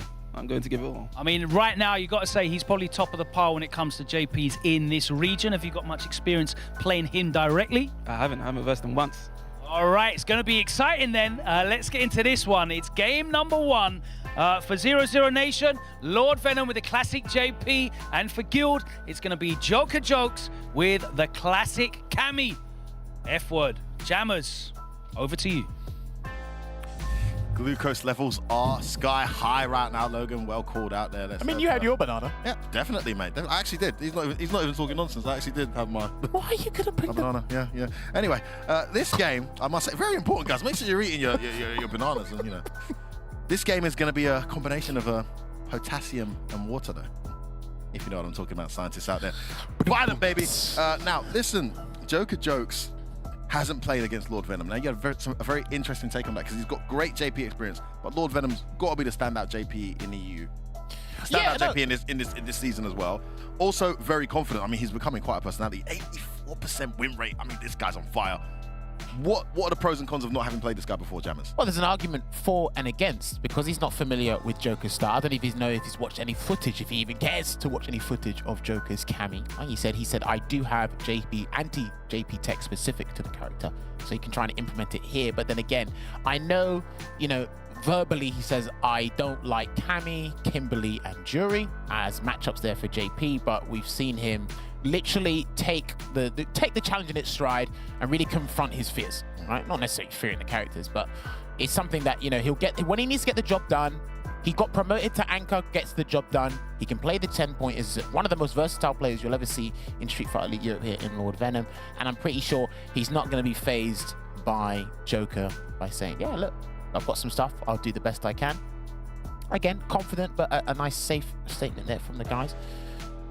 Now, one of the things Lord Venom always says to me is, you know, if I kind of incorrectly play the ground game, I'll get hit by Cannon Strike. I've seen Broski get basically beaten the hell out of because of Cannon Strike, and even the Hooligan as well. I wonder what Lord Venom's answers are. Will he implement the air throw? Will he not? What's he going to do? Gets a conversion into the spike already. He's ready. Fully on point. Yeah, he's ready. So ready. One thing he didn't do very well, Joker, was... Oh! Whoa! Yeah, he's ready. Reactions. Man said teleported the quick spin knuckle, boy. What? What a choice to counter the spin knuckle there. Missed a few drive rushes and parries here. These Joker jokes. +2 roundhouse into throw. Oh, there you go. That's the thing that people... Oi! Nice. There you go. Gets an EX spin knuckle there for the projectile invincibility. Oh, beautiful. Back off into the EX cannon. Trying to get a hooligan there. Parry. Yeah, good patience. Lucky it wasn't a throw though. Spin knuckle in. Jumps out. Good choice. Oh, he missed the button.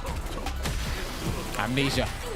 Trades and parry again. Lovely stuff. He's in burnout here. He activates Labushka to kind of delay the time and cause a mix-up here. Why's no one parrying? Guess he doesn't want to. Man. I think sometimes they confirm it. I think, do you know, I've seen Joker and Crimson talk about that particular setup. There's a way out of it. There is a way out of it, but you can mix it up. So when you got meter, you have to parry there, in my opinion. Parry and drive reversal or something. Yeah, one or the other. Wouldn't have burnt himself. I would have actually built a bunch of meter. I don't think, perfect parry back throw. Throw. There you go. Oh, yeah. Fly burns himself out though. Yeah, get out of the corner. Oh, just straight away. Drive rush, wake up. Too far for the conversion. Full screen, that's where he wants you. Good position here for Lord Venom. 1 round up. Burnout Joker's got to sit and take all this chip. Yeah, I think he's just going to firm it until he gets his gauge back. The sooner the better. Jumps in. Oh, where is he? Slowest shimmy ever. Not taken. Oh, he's just lost corner. Great spatial awareness there. This is Lord huge. Venom. Let's see. It's going to be a reset scenario here. It might be a full combo. Oh, he dropped it. I don't know if he did. I don't know if he did. Maybe he did. Maybe he didn't. Damage either way. My goodness. Nice. We will always take those happy accidents here, especially in Street Fighter League Europe.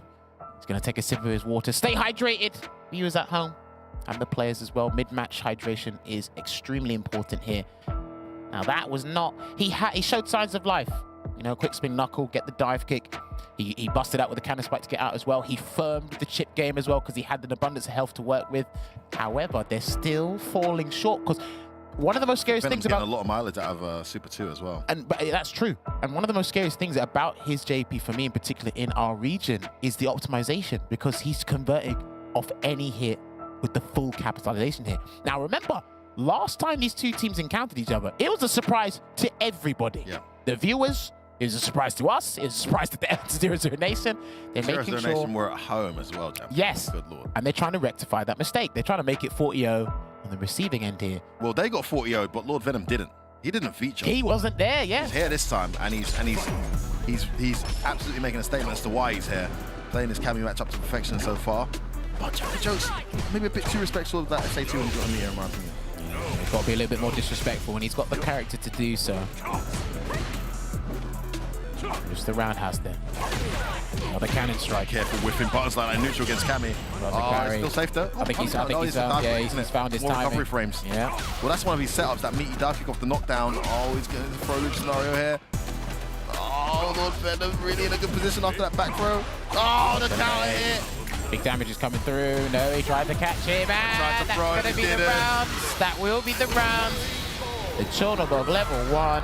Brick wall performance from Lord Venom. One perfect parry, back throw, and suddenly it all turned on its head. And looking to do what they couldn't do the first time around. 0-0 Nation on the verge of 10 points here against Guild. Jumps in, respects the departure as well, avoids the dagger, and he teleports in. Teleport in. Yeah, this is it. I love how he does that. Ooh, clicks in his face, and again, well blocked this time. EX departure. Good blocks there from Joker, but gets grabbed again. He might be death by 1,000 cuts or death by 1,000 throws. This is great play here. I mean, Joker's got to extend, but he's got to be careful because he might die if he extends wrong. Every time he jumps, every time he jumps, he teleports at that specific time. Just got to be looking for the click though, man. You see, like other cameras, every single time the DP comes out. Good block. Right, next hit, Lord Venom wins. No. He's going to take it again. He's not going to burn himself out on his own. Okay, he gets out. Doesn't want to take the mix up. Nice evasion there, but still a huge lead. Almost burnt out here. Oh, no, press the button at the wrong time. Not quite. He hasn't hooliganed yet either. He's just been heavy punch from so far away.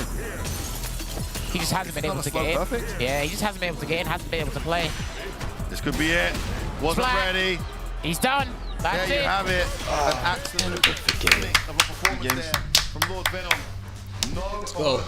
Nice. Was that perfect, the final round? That was. That must be the slowest. I believe that was our slowest perfect. And by the best character in the game. Exemplary performance there of control and optimization from Lord Venom. Showing you. Daring headlocks to a degree there in that final round. He just never got in.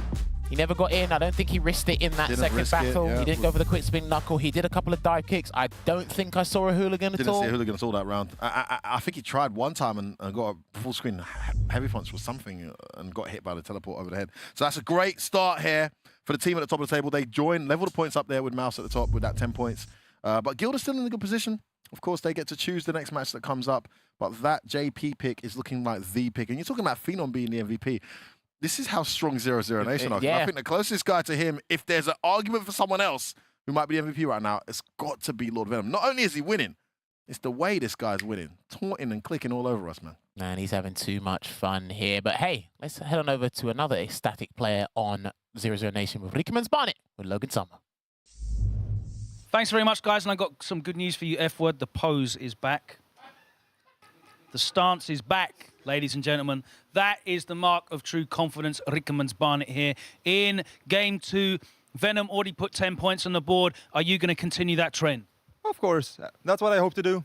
I haven't been as consistent as last year, but new season, I'm going to do my best. I mean, it is a new game, obviously. We're all adjusting to it. We've seen that from so many players involved in Street Fighter League, still trying to adjust to Street Fighter 6 and find their level of comfort. But that jury is looking very good. Who are you expecting to play from the opposing side on Guild? This is actually a hard one.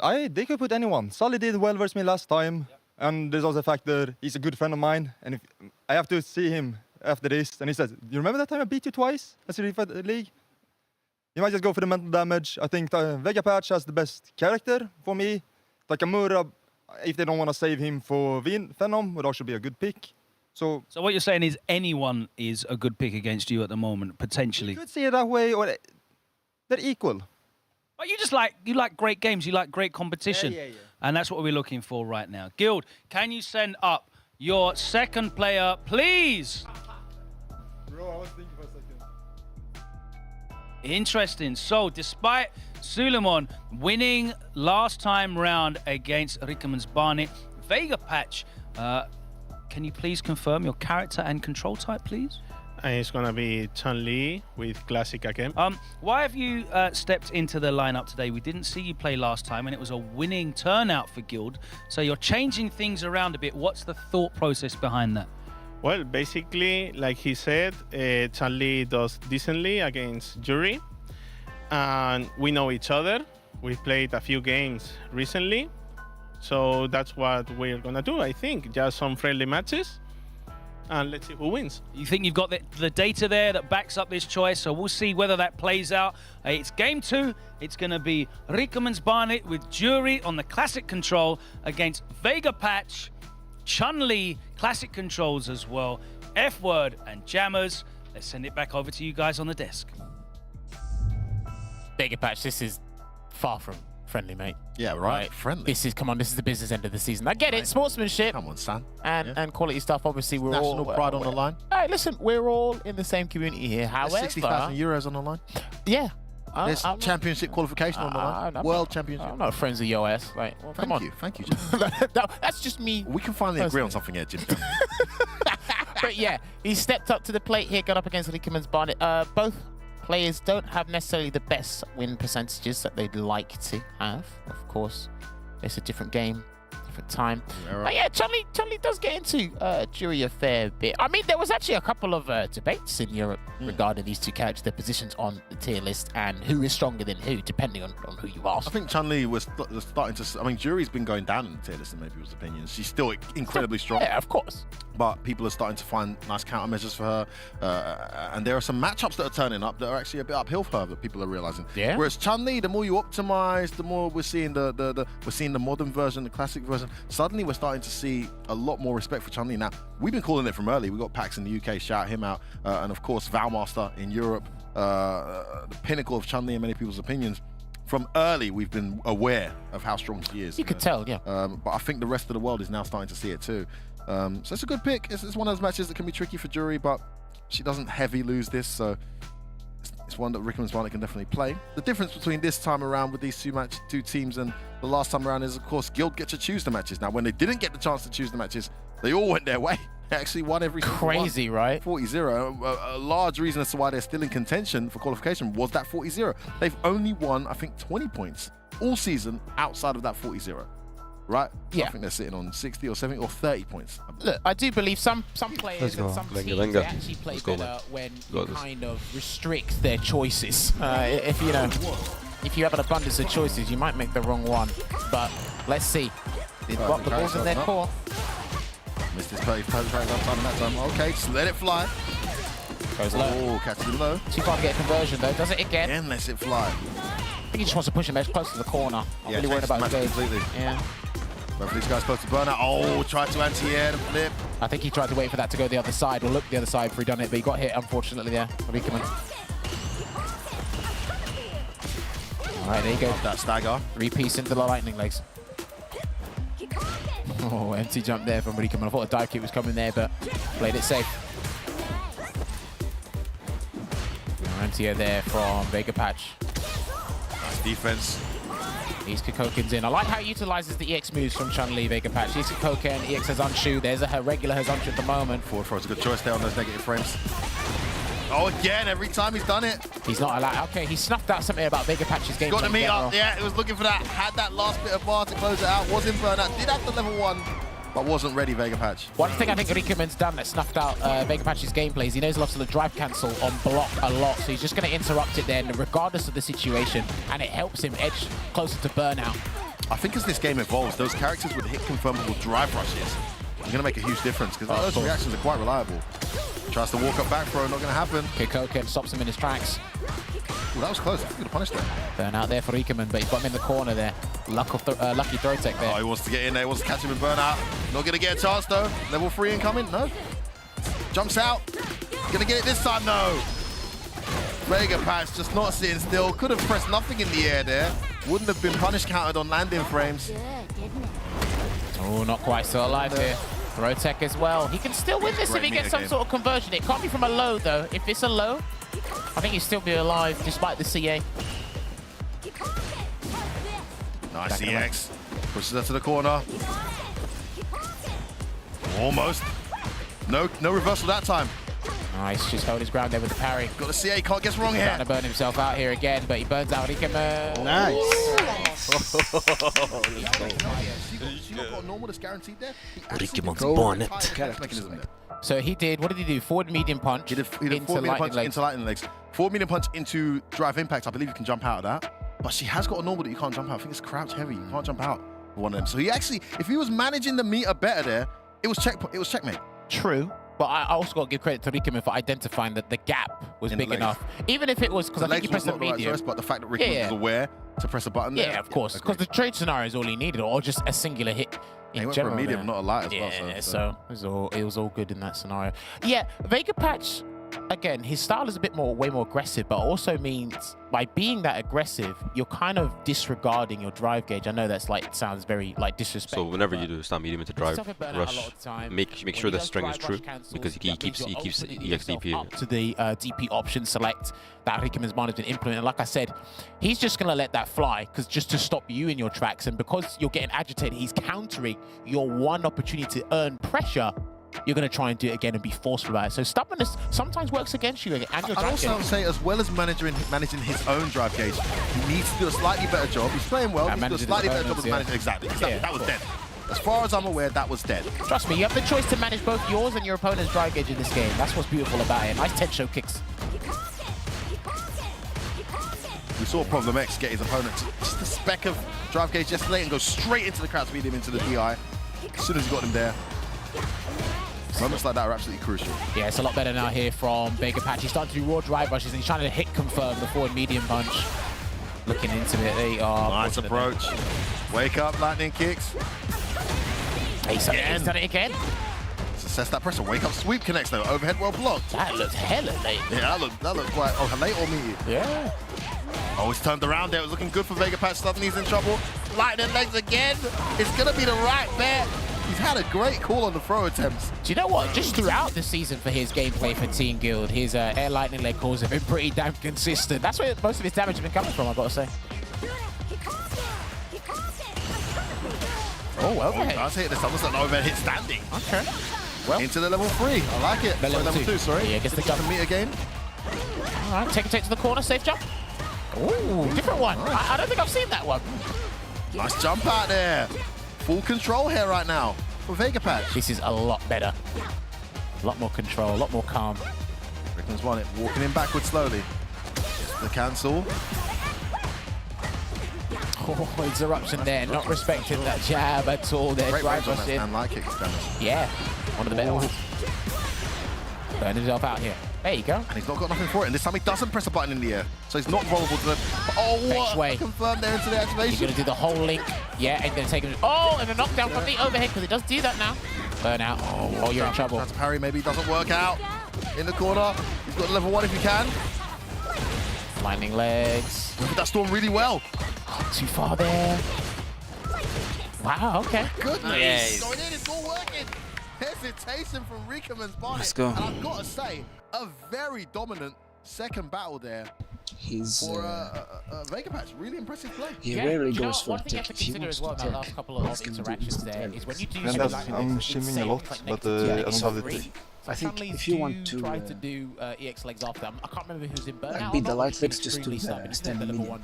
Yeah, I should do, but he hasn't done EXDP a lot. That's And why. in neutral, try to, he kind of does it in neutral, so try to just crouch sometimes. For Rickerman's Barnet here, but in another... It's not a dangerous spot for his team. It's a dangerous spot for him individually. Because again, like you said, he hasn't been performing to the best of his ability in comparison to his performances last season here. But this is all to play for. And even if they acquire 10 points here, Guild, 10 points is better than no points. Listen, man, they're sitting on 70. 55 points adrift of BK Rog. And that so precious qualification spot. And remember, BK Rog, or sorry, the All French Affairs coming later. So what you got to consider is not only the fact that you're in control of your destiny to some degree, but these teams have got to play each other, and you get to play them too. So winning here, every point counts. Drive rush is in, lovely check there with the jab. Beautiful cross cut.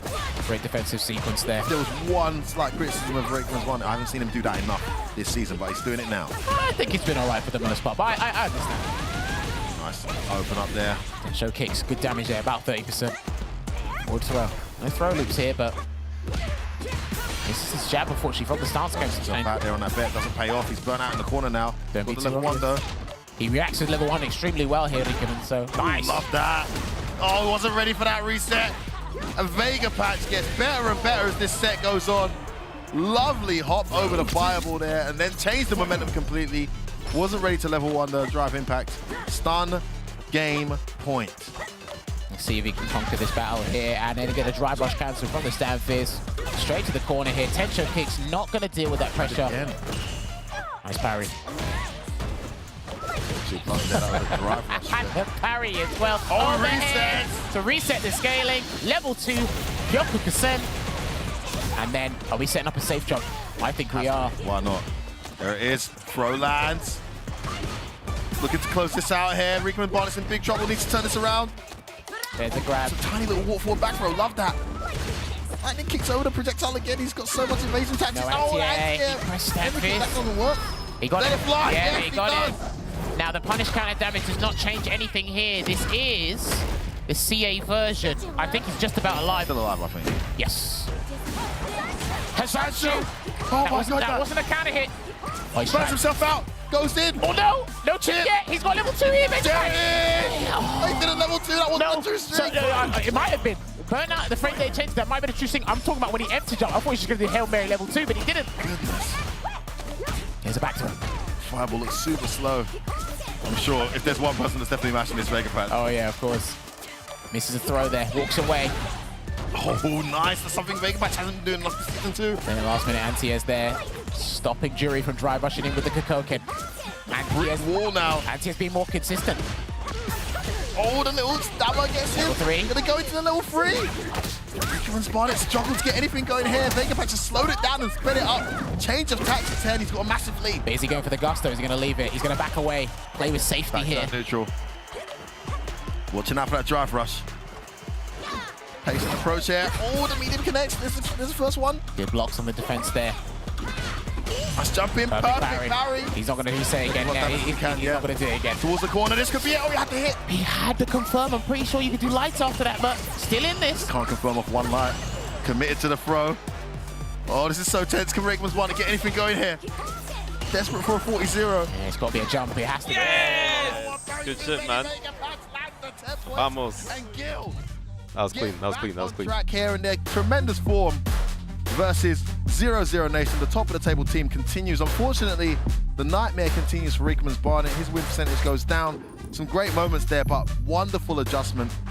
Change of tempo, full screen control, surprise rush down, everything on point from Vega Patch. That Chun-Li just gets better every time I see it. Huge win. It's how he's able to change gears. Exactly. Like he implements the Vega Patch style first. If it works well, continue with it. If it doesn't, let's change it up. So I like the versatility in that he can dial it down a little bit when necessary. But this is what it's looking like right now. We have to get a winner. No tiebreakers. This is where we have to get a winner. And this, yeah, love this. 10 apiece. Someone's going to get the 30 points. Someone isn't. And you've got to think if Gil don't get the 30 points here, it's a pretty big blow. There's still an outside chance because I think they've still got to play BK Rog, right? So I believe so. And also depends how BK Rog does later in the all-French affair. It's going to be very hard to call. Are we going to see Takamura or are we going to see Suleiman? It's not my shout. It is their shout. And I believe Logan is on the main stage with Phenom for the answer. Well, the good news, Phenom, is you are at least still back at the top of the leaderboard. Whether you win or lose this, those 10 points will put you back to level with Mouse, and you will now actually still stay at the top on differential. But you don't want to be top on differential, do you? You want to get these 20 points. Yes, we want these 20 points. I mean, you don't want it. You don't want things to be too close. So I mean, the ideal scenario is to get as high up as possible. Now, last time you faced Guild, you were in this position. You put yourself out to face Takamura, and you lost that set in the mirror match. Do you think you're going to be facing Takamura again? It's either Takamura or they're going to go with Suleiman. That's very insightful because they've only got 2 players left. So thank you for that. I mean, yeah, I mean, it's... I don't know what they're thinking. Maybe, I don't know. It's like, it's not a bad... I don't think it's really a bad choice either way. I think they both pose different challenges. Are you well prepared for both options? I mean, one is the Ken Mirror, the other is Kimberly. So it's like... Ready for some chaos. Yeah. So I don't know how you can even be prepared, but yeah, just got to deal with it. All right, let's see if you can grasp the reins of control in whichever matchup you're sent. Who is it gonna be? My favorite thing about this season so far is the evolution of Takamura into a troll. Fantastic. Who would have known that that would have happened? Sule, you're back up. But this time you're facing Phenom. Yep, definitely looking to be a very exciting challenge. I'm looking forward to playing them. What's the thinking here? Because obviously Takamura won last time against Phenom. You're not running it back. You didn't run it back in any of these, actually. It's all new pairings. What's the thought? Well, I think basically what we're kind of looking at, it's good that he won and it was a really slick performance. But the thing is, when you're playing again, you know, that mindset you had going in might not apply because now you're thinking, now you have to factor in new data. So we figured it would be a bit more sensible if we could just have me prepare for the matchup and I could train with Takamura and then we could plan out that way to, you know, maybe check some of the volatility that may come. All right, let's see what happens. It's going to be best of 3. Just to confirm for us as well, please, character and control type. Kimberly Classic. Thank you very much. So it's going to be Phenom with the classic Ken for 00 Nation, Suleiman with the classic Kimberly for Guild. Game 3, best of 5. Let's send it back to F1 and Jammers. What do you have to say about this match coming up? It seems that when you do cheat, is it cheating if you don't get caught? Wow. I literally came here and told you guys what happened, so we're talking about getting caught. You said on camera that you spoke to Takamura prior. I got excited for the mirror match, and I expressed that excitement to Takamura, to which he didn't share the same enthusiasm. So, The fact of the matter is, I wasn't scouting for information. You spoke to the team at hand. Mate, we still had to get Vega Patch, right? Vega Patch could have anchored here. Yeah? Right? Still had to get the first pick, right?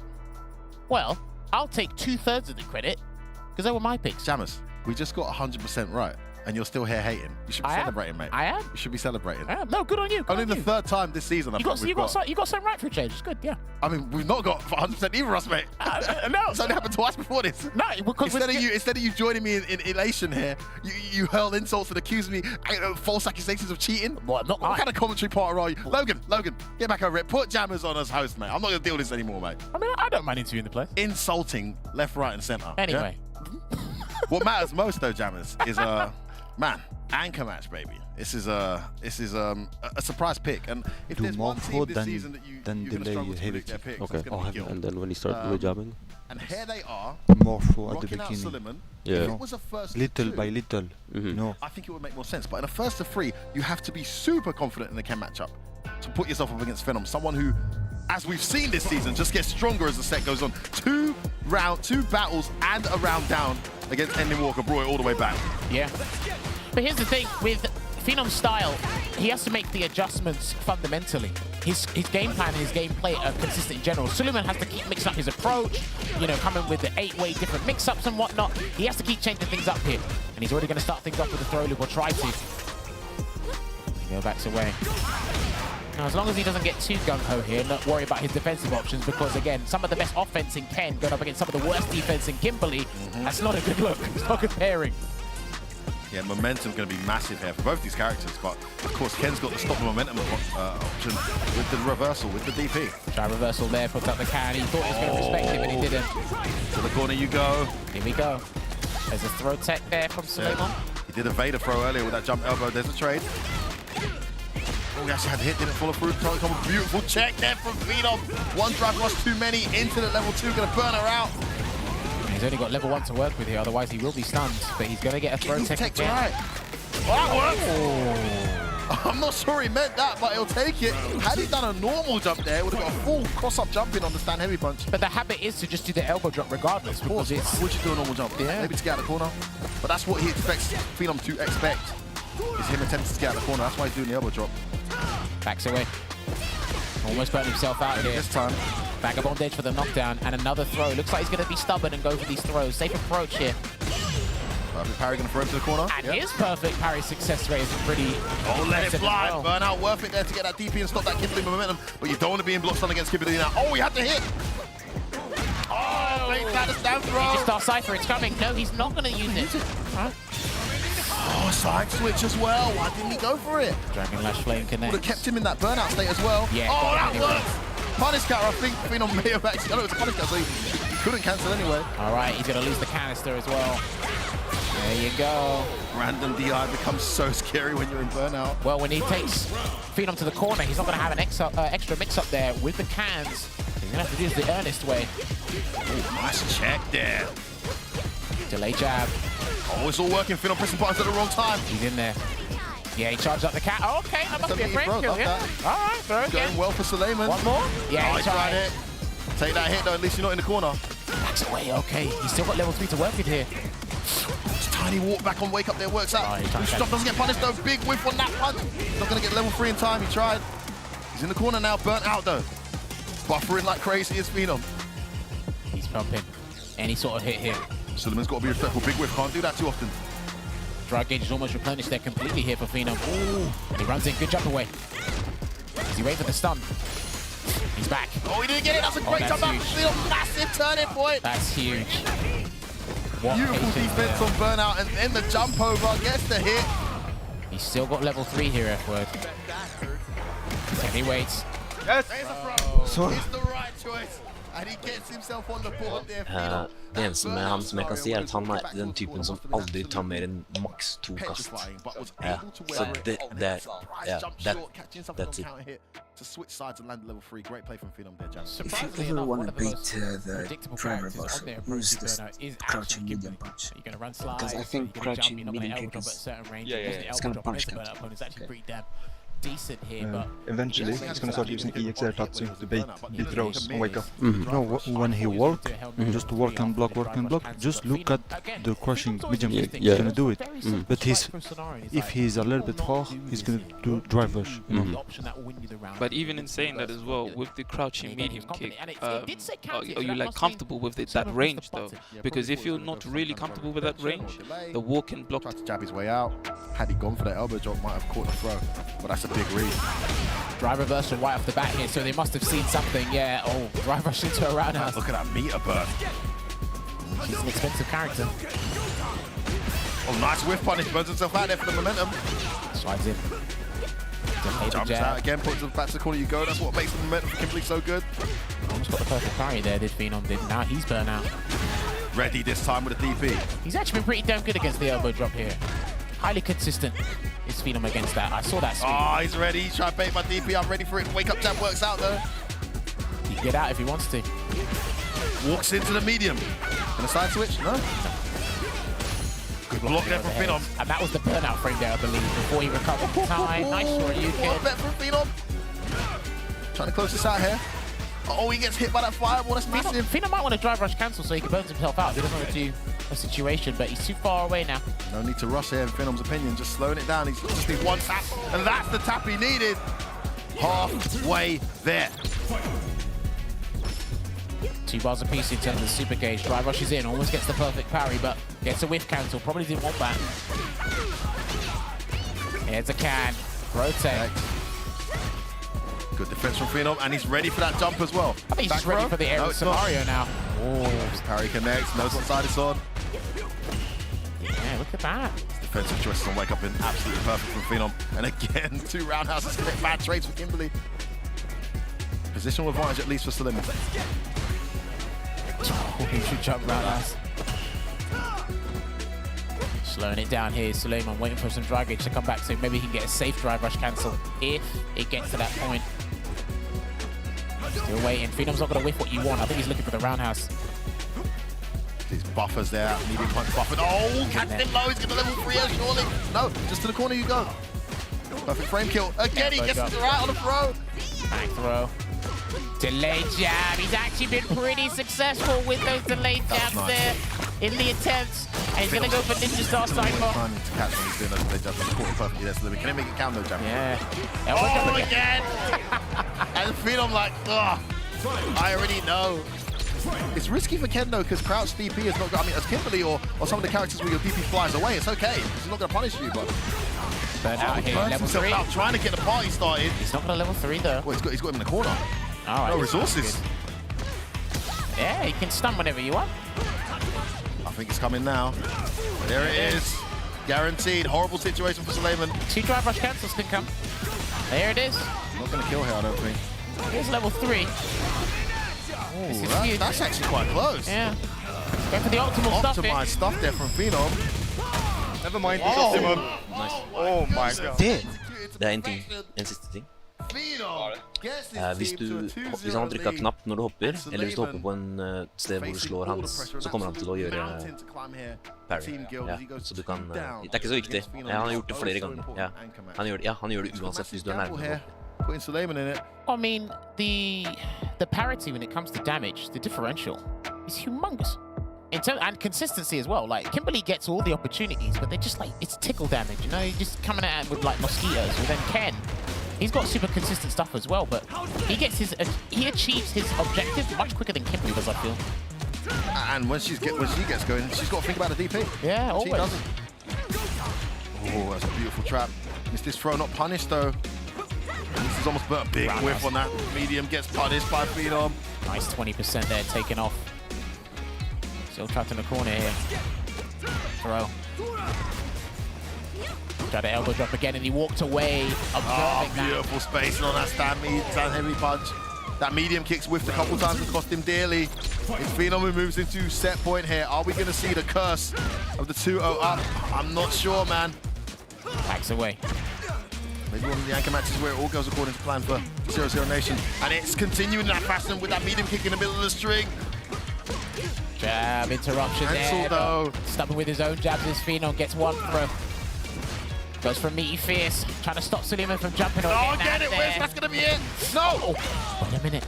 And a back throw. This could all turn around, F-West. No. Okay. Great frame data Yeah, on that something that to the run stop, but he completely misspaced it. I'm guessing that's what he went for. Yeah. Doesn't matter. Phenom with a talisman-like performance gets his team the much-needed 30-10, and they go flying away at the top of the table again, starting today at 165, finishing today on 195. Top of the table leaders, 0-0 Nation. And what about that pick with the Suleiman pick? We saw Joker Jokes at the start kind of give us a hint that we might get an unexpected pick in that anchor match, saying it's going to be based on confidence. Obviously, Suleiman went into that very confident. But as I said, man, the first 2 games were closer than the last one. Phenom gets stronger in longer sets. It was always going to be an uphill battle to beat him in a 3 out of 5. Well, the expected results based on performances and previous results from 0-0 Nation here, taking the win 30-10. They accumulate another 10 points, still bleak. They still have to get up to scratch here, but again, with the Only two 120 teams, left for grabs now. For them. yeah, the 2 teams out of the playoff spots, they're relying on results elsewhere, and the guys in the playoff spots, well, they're just hoping that some teams just do favors in certain positions. Obviously, the overall is like, yes, this team needs to lose so I can overtake them here, but again, they're all gunning for that top spot there. Unlucky to Suleiman, honestly. Well played. I know he had an great idea. result for 0-0 Nation, I must say. And they sit top of the table. I think they got 2 potential MVPs this season. They must be absolutely ecstatic.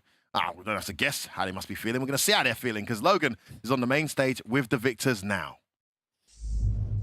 Thanks very much, Effort. I'm with the MVP, just securing 20 more valuable points. Congratulations, by the way. You are the first person to hit 100-point total so far. 100 points just for you, Phenom. Do you think it's accurate when people say you are the most consistent player so far in Street Fighter League? I mean, yeah, the numbers don't lie. 100 points. And what's my win rate? It's pretty good. I only lost once. You've lost once in 7, I think. Okay. So I don't know what 6 of 7 is. My mental arithmetic's not that good. Yeah. It was all right when it was, 4 from 5 and it was 80%. That was easy. Yeah, I think for now, I mean, the tournament's not over. So just trying to stay focused for the next matches coming up. And yeah, hopefully I can still stay consistent. Absolutely. You've been very consistent as well, Lord Venom. The team is looking very strong together. It's looking like that #1 spot is going to be 0-0 Nations. It's up to everyone else to stop you, though. Is there any teams out there that you think are going to be able to stop you from claiming that 1 spot? Yeah, it's like an easy pick, BMS or Mouse. Now we beat Mouse, but they still have their matches. So we never know. Anything can happen. A 40-0 can change anything. Absolutely can. That's a really great point. Rickerman's Barnet. Not the consistency for you, though, this season. What happened in your game? I had a really good start. I think after that, he channeled his inner Valmaster. Went more, he was walk back entire game through fireballs, and that's a play style I'm not strong versus at this point. I need my reflect back. Well, I'm afraid there's no sign of her coming anytime soon. Capcom, please. No, you can't. You can't have her. No one wants to see her back. You've already got JP. He's got no hurt boxes already. It's fine. So with the jury pick, obviously, you are getting used to the character, but you have had big results with her as well. Is it just the case of the consistency not being there? Because obviously you're very good with her. I think it's all my games are very close. Even the ones I lose. The ones I've won so far, the only one was kind of like dominant. But it's been very close games, and I don't want to blame unluck, but it feels a little bit unfortunate sometimes that I don't know if he doesn't have the clutch factor of these two. So it's something I'm thinking about a lot and I'm working on. Well, you got a few more weeks until the playoffs come, and that's when the clutch factor needs to come out. Veggie, another enjoyable experience watching the team rack up the win from the stands. You proud of the boys? Very proud of the boys, and I think in Rikman's case, he's running into some tough matches, but he's still there with on the last round most of the time. So I think a couple of adjustments and he will just be there, because I have great belief in that the whole team could be as consistent as each other. Just unfortunate events. You feeling that that #1 seed in the playoffs is yours to take? Definitely, it's looking very good. But there are we still have to fight some pretty good opponents. So we just have to keep taking it one game at a time, I think. So. 1 week at a time. There's still 3 more matches for 0-0 Nation to play. And there's still match 3 for us to get into, as it is a all-French showdown between BK Rog and BMS, both in the playoff picture at the moment. They're both going to be vying for as many points as possible to get those seeding buys as we move to the end of the regular season. But we'll be back after the short break to give you that BK Rog versus BMS match. Peggy 12. Poison's on the menu.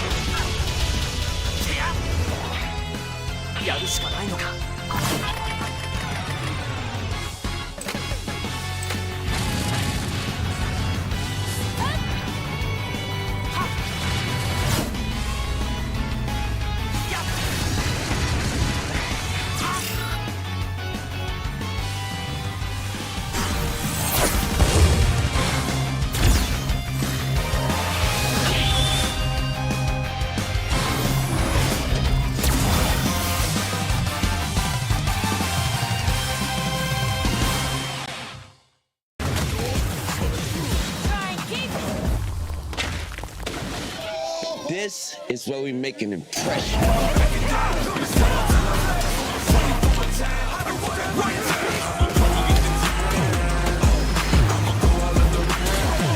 This is where we make our masterpiece.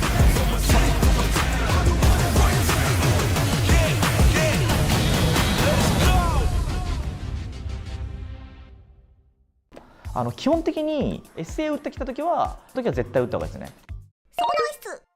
光ったイコールもうこれだとこうめちゃめちゃしかもこう走ればもう大ダメージも取れるみたいな。押しっぱ。まあその光ってください。なるほどね。これすごい大事です。だから相手が SA イコールパリなんですが例外もあります。投げの SA の時をジャンプしないといけないという。それ以外は全部もう全部パリ。これ逆にこれ熱いんですけどジャストパリすると補正が乗ってコンボ安くなるんでジャストパリ絶対にしちゃダメです。そうなんや。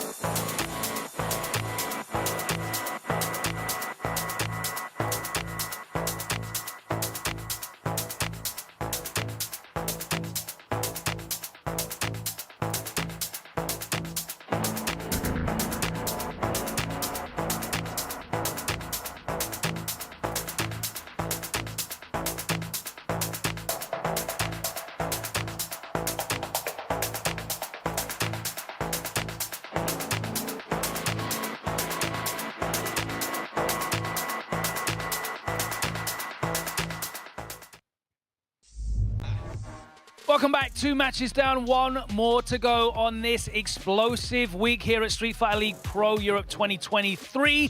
And we have a French civil war breaking out, but that is still to come. Before then, we're going to go back over to F-Word and Jammers for their latest tech tip.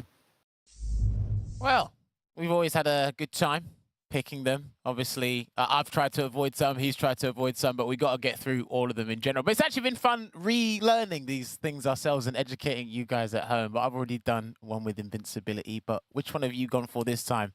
Well, the biggest fun is actually articulating what you know so easily in a way where the audience can understand. This is a challenge, you know? So hit confirm. Very simple to the naked eye. Something you hear us say on the mic, guys, when you're trying to figure out what we're talking about. We're talking about when an opponent lands a hit and then responds with the following sequence by seeing eye confirmation. So if you do tap, tap, tap, light, light, light, and it's blocked, you don't follow up with the string that's going to lead to the damage or lead to the cancellation or lead to whatever it might be that you're looking for. But these hit confirms come in different versions, Jammers. So light, light is a very easy one because it's nice and slow. You've already buffered the super or the follow-up that you're going to do. Or light, light in other games, you don't even need to do a special cancel. The light is +4 or 5, and you follow up with a medium that's +4 or whatever, and it all links. You're confirming the hit that's landing into the next sequence. But the versions become more complex at the higher levels of Street Fighter, where you start seeing these one-button confirms, and that's even more so in Street Fighter 6, where the advantage on counter hits and punish counters actually differ. So the frame advantage you get for confirming a hit, you could go into a light, but it was a counter hit. You've got an extra 2 frames. Maybe you can go into a medium. Then they've added another layer here in Street Fighter 6. You've got a punish counter. And I think then the most classy and most impressive one is the one-button confirms into the supers, which we're seeing a lot of these guys do. That tops all. One-button confirms into the drive rushes, which some normals allow you to do as well. So hit confirm is a huge part of your Street Fighter game. Have to master it if you're going to compete with these guys. I haven't quite got there yet, but one day hopefully we will, you know? It's an art form. So remember, visually see your hits and then confirm it. But I can confirm we got a match coming our way. All yours, Logan. Thanks very much, guys. It's time for match number 3. And as I said, it is a France versus France showdown. Last time these two teams matched, it was very one-sided. We'll find out if it can be a little bit more evenly matched this time round. Let's welcome into the arena, first of all, our away team, BMS.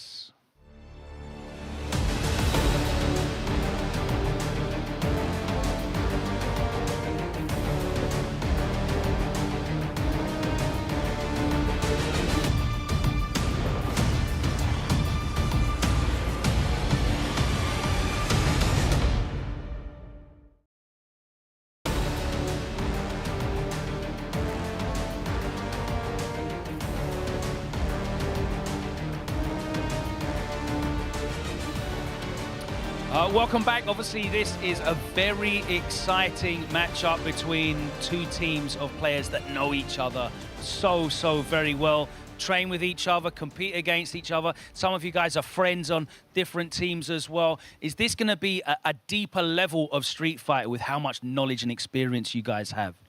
Of course, it's always a special match when we play against French players.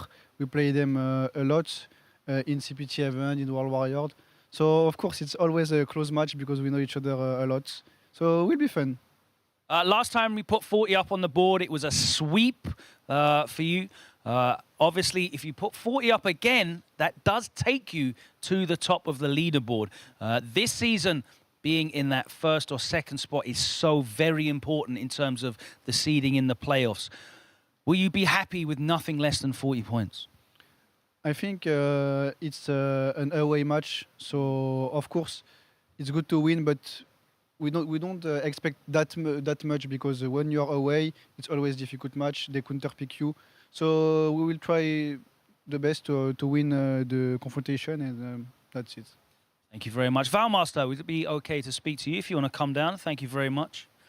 You have been so very reliable, a fantastic acquisition for BMS. Obviously, last season you were playing with a lot of the players on BK ROG. When you play against the other French players, how do you find that generally? Well, I don't mind. If they're French or UK, I don't really mind. I just want to win the league. That's it. I respect that highly. Do you find that you have a better record against the players that you know more against or against the players that you play less often?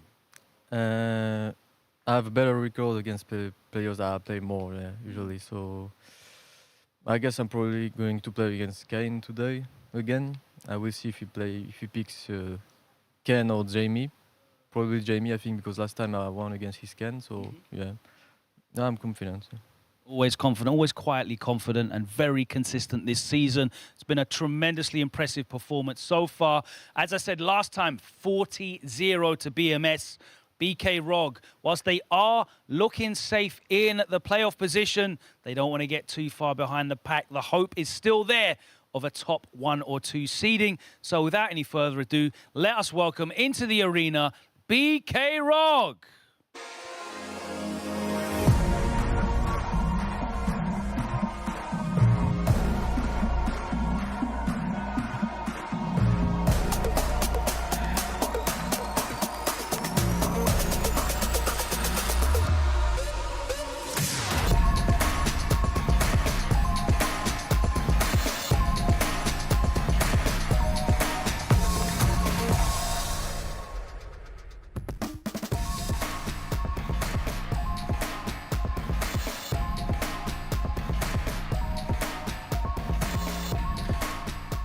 Now, Luffy, you guys are looking quite safe for the playoffs. There's a big gap between you and 5th place right now, but you're not out of touching distance for those top 2 spots.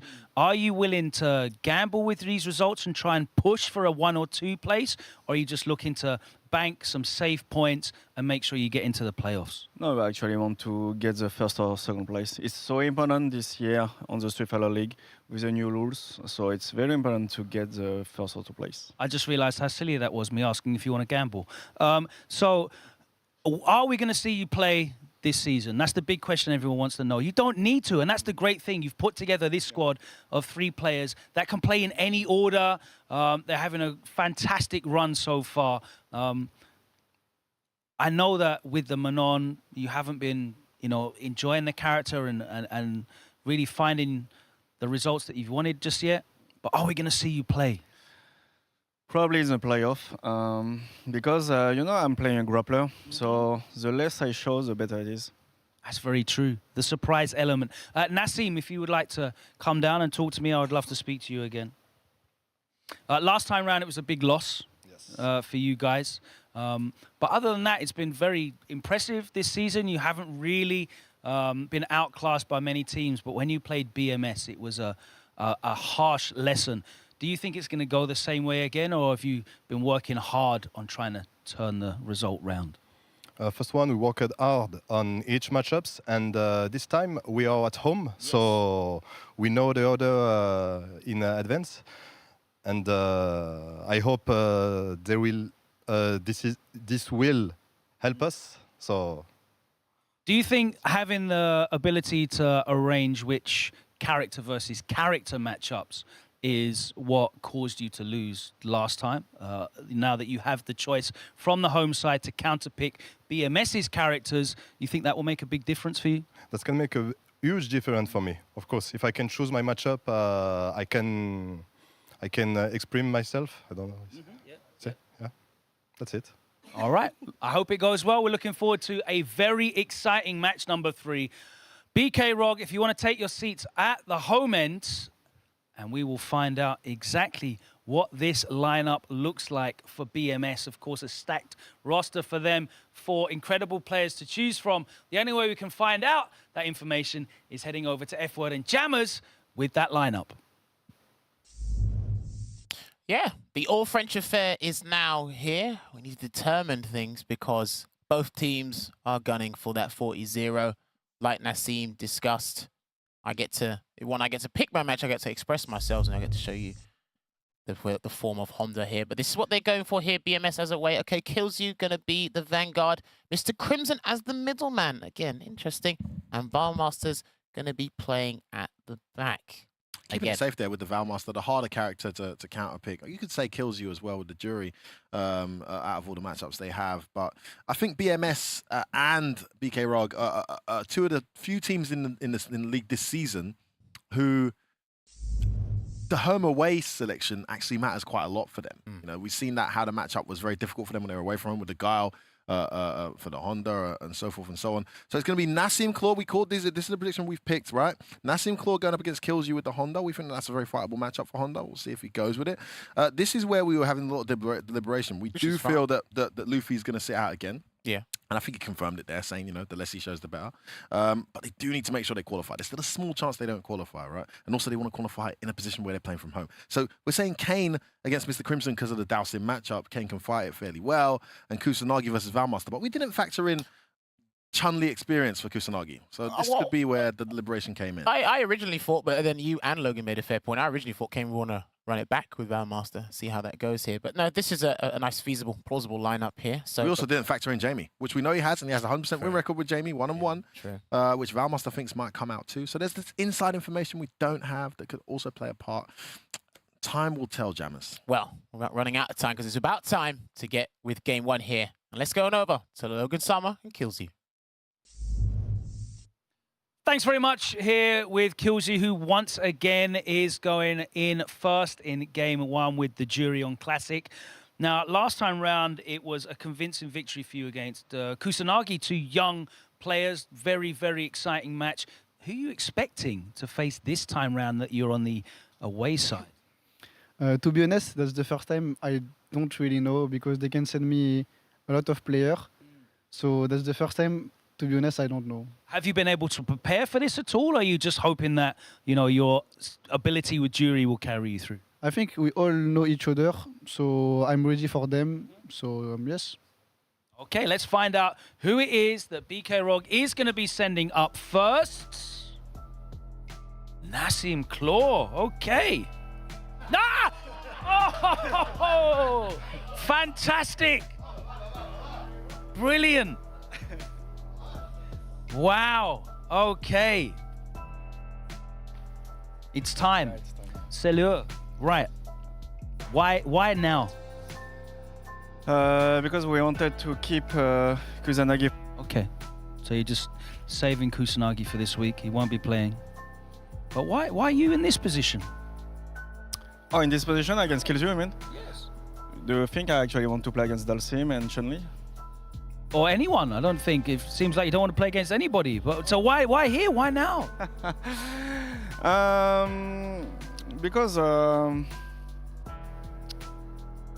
Because my teammate didn't really feel secure against Killjoy, and Manon is a good character still for the first 2-2. Anything can happen in the first 2-2, so that's why I'm taking this spot. Well, we are very excited for you to be making your debut here in Street Fighter League in Week 7. Can you confirm your character and control type, please? Manon in Classic. Classic, okay. It's going to be a classic. Game 1 kills you for BMS with the Classic Jury, and Luffy making his debut for BK Rog here in the 7th week of competition with the Classic Manon. It's going to be best of 3 if you guys want to take your seats, and I will hand it over with this incredible revelation that's blown us all out of the water. F-word Jammers, what do you have to say about this? Words of the French, oh la la la la la la la, oh la la.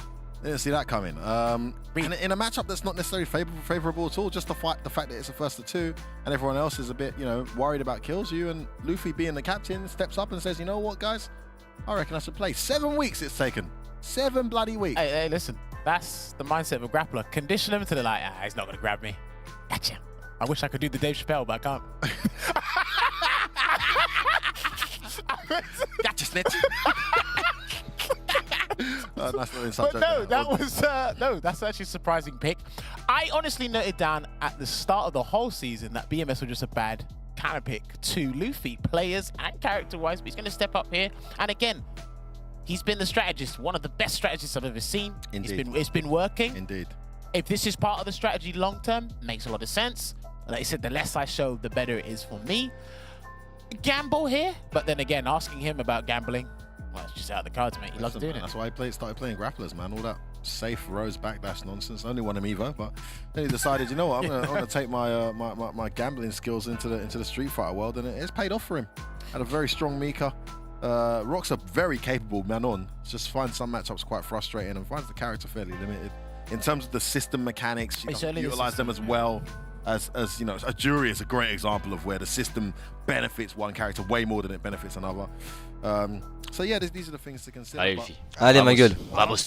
Vamos. I actually thought there was a whole season without. Well, yeah, he almost got us. He got us in the first half.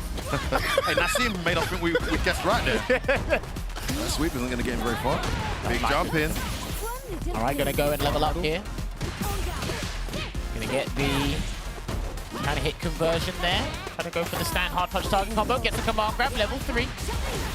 Oh, that's low. Oh, he drops it. That would have been the round as well. Well, that's what happens when you're not playing often. Is he warm? Counter hit works as well, therefore kills you. Tries to back dash out, doesn't work. Nice identification and the spacing on the other head there kills you. That combo drop could cost Luffy big time. And that's exactly what it's going to do. That is a dead Manon. If he optimizes his head, he's got one more drive rush. Yeah, there it is. Into the level 1.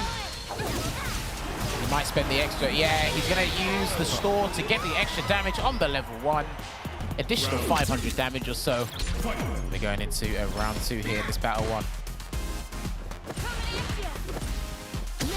There you go. Nice throw take there. Yeah, he actually had a phenomenal start there. Oh, one whiff medium into another. Yeah, great start from Luffy. Suddenly going horribly wrong. Good block on the overhead, but it's still her turn. There's the throw. And remember, Ron doesn't have any. Oi! There you go. And they're going to go for the full optimization in 2 bars. And what corner carry here. Beautiful play there from Luffy. Gets some momentum him. Idol-esque corner carry. That was insane. He's got the optimal combos against projectiles here. You just need to find the situations to get them. Oh, shimmy, Kokoa. And it is a throw this time. He saw it wasn't biting. He needs to get some momentum. Oh, we're not ready for that driving back. Button on wake up, well evaded. Not punished though. Good jump away there from kills you. Drive rush in. No command grab there after the drive rush. Backs away after that. Doesn't want to get burnt out. Luffy needs an opening. He's got 3 medallions. I mean, literally one grab is going to be... Oh, what was that? Oh, this is huge. Parry. Is he going to punish them with the command grab? No. Gonna see a CA? Quite. All right, there it is. And he's going to burn him out. Burn him out, absolutely. Well, he still has wake up level 1 here as an option, kills you just in case of the DI for the stun.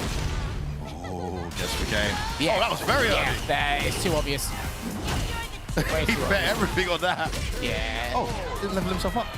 Yeah, that should have been a thing. When you can close out the round with a level up combo or command grab. Level 3 would have killed it. I would have done it. Right. You can even do a combo into the hit grab. He still would have done it. Yeah. Just a choice there from Luffy. Golden opportunity missed. Backs away. Backs in the corner. Parry back throw. Here you go. Yep. Position advantage choice here. What an button after that. Kills you very buttonsy. Tries to jump in though. Forward throw. Here comes the throw loops. Don't even need him. Don't get out of nowhere unpunished. Good escape there from Kills you. Again, just using the threat of the command grab here in a lot of the scenarios. In a perfect parry. No command grab. Burn out. Burns him out. Oh, here we go. Level 4. Can't get grabbed again. It's guess for game. It's not going to be there. Had the CA but wasn't ready. Allez, vamos, bien. Let's go, let's go. Oh là là, t'es excellent. Change rien. T'es super bien. Excellent. N'hésite pas à drive reverse à son stand MP, surtout s'il monte beaucoup. Charge beaucoup tes boules. That is true, mate. How about that for? Derrière ton stand MP drive rush, il fait toujours pari. T'as remarqué? Il essaye de te repousser, de faire whiffer ta charge ou de perfect pari. Mais franchement, peut-être des petits neutral jump quand t'as pas beaucoup de drive aussi, il fait beaucoup de HK. He's able to get that battle 1 here in game 1. However, remember, Killsy's been down a battle before in the first on his fixtures, but able to turn it around. Perfect parry again for the grab, leveling up. This is the command grab. And that's the thing, the risk reward is not in Menon's favor from the start. If you try and go for command grab, your opponent has all their resources, you don't. The vast majority of them anyway. In the back throw. Heavy punch in the middle of the jury stringer. That's an interesting choice. Missed, but worked out in the end. Now Killsy can get going. Pro City, he's going to keep doing it. No, it's a button. Luffy read wrong. Tries to jump out of there. Where do you think you're going? Level 1 to close it out.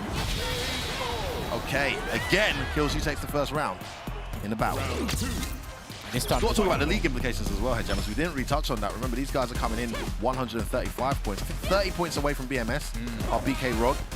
Sitting in that 4th spot. Need to rack up some points here to have any chance to get towards win. That's a great trade combo.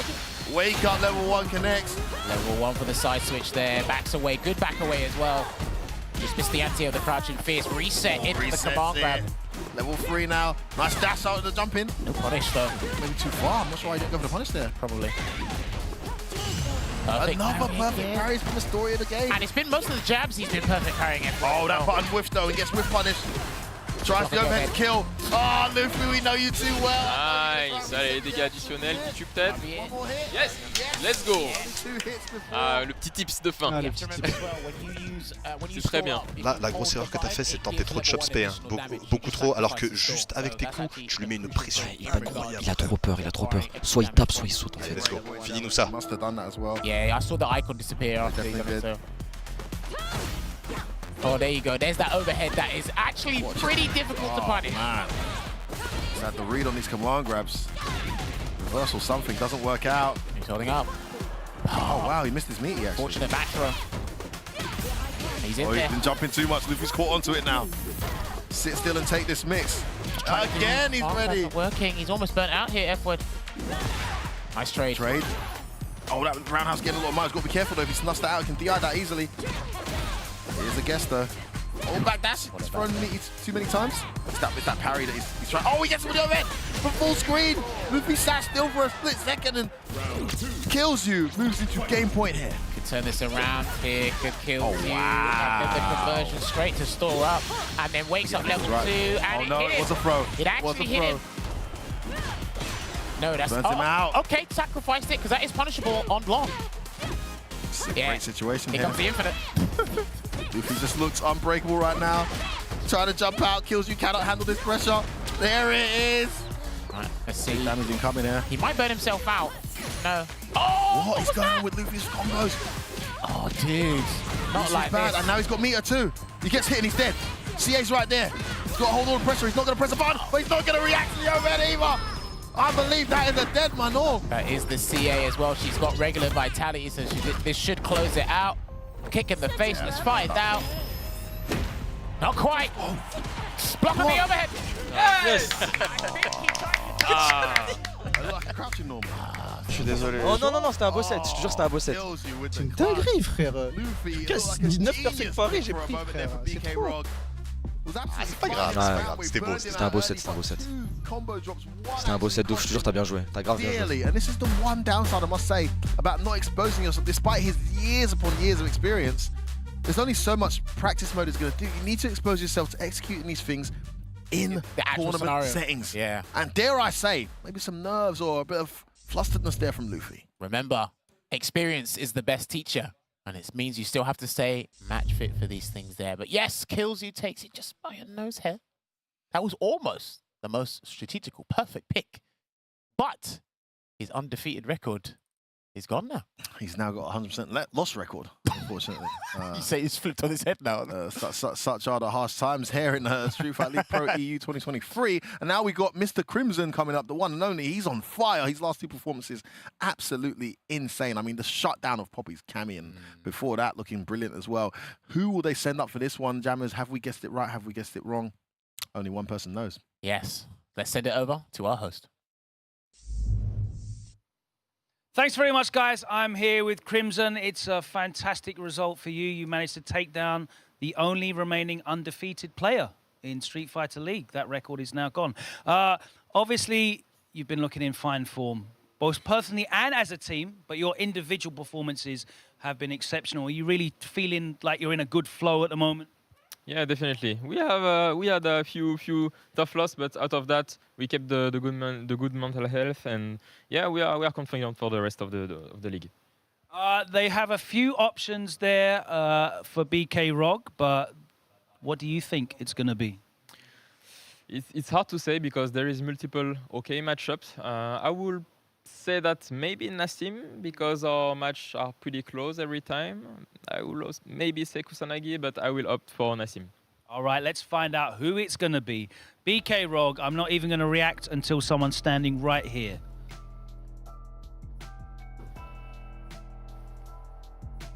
All right, now I'm willing. Now I'm willing to go. Nasim, can you please confirm character and control type, please? Classic Honda. Honda. Crimson said that your matchups are normally very close, back and forth. Is that how you found it? Yes, of course, of course. Anything can happen between us.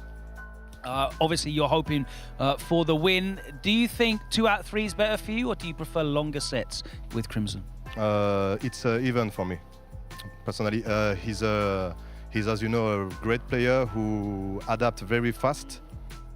So it's probably better for me first to 2, but I can feel it on first to 3 too. Okay, all right. It's going to be an evenly matched game here for game number 2 with Mr. Crimson for BMS with the classic Dalsim and Nasim Claw for BK Rog with the classic E Honda. Guys, if you want to get set up, ready on the control stations, there we go. Sportsmanship all round. Let's hand it back over to F-Word and Jammers on commentary. So every time I see these two players in particular enter an online tournament, but Mr. Crimson is streaming. It's on Discord.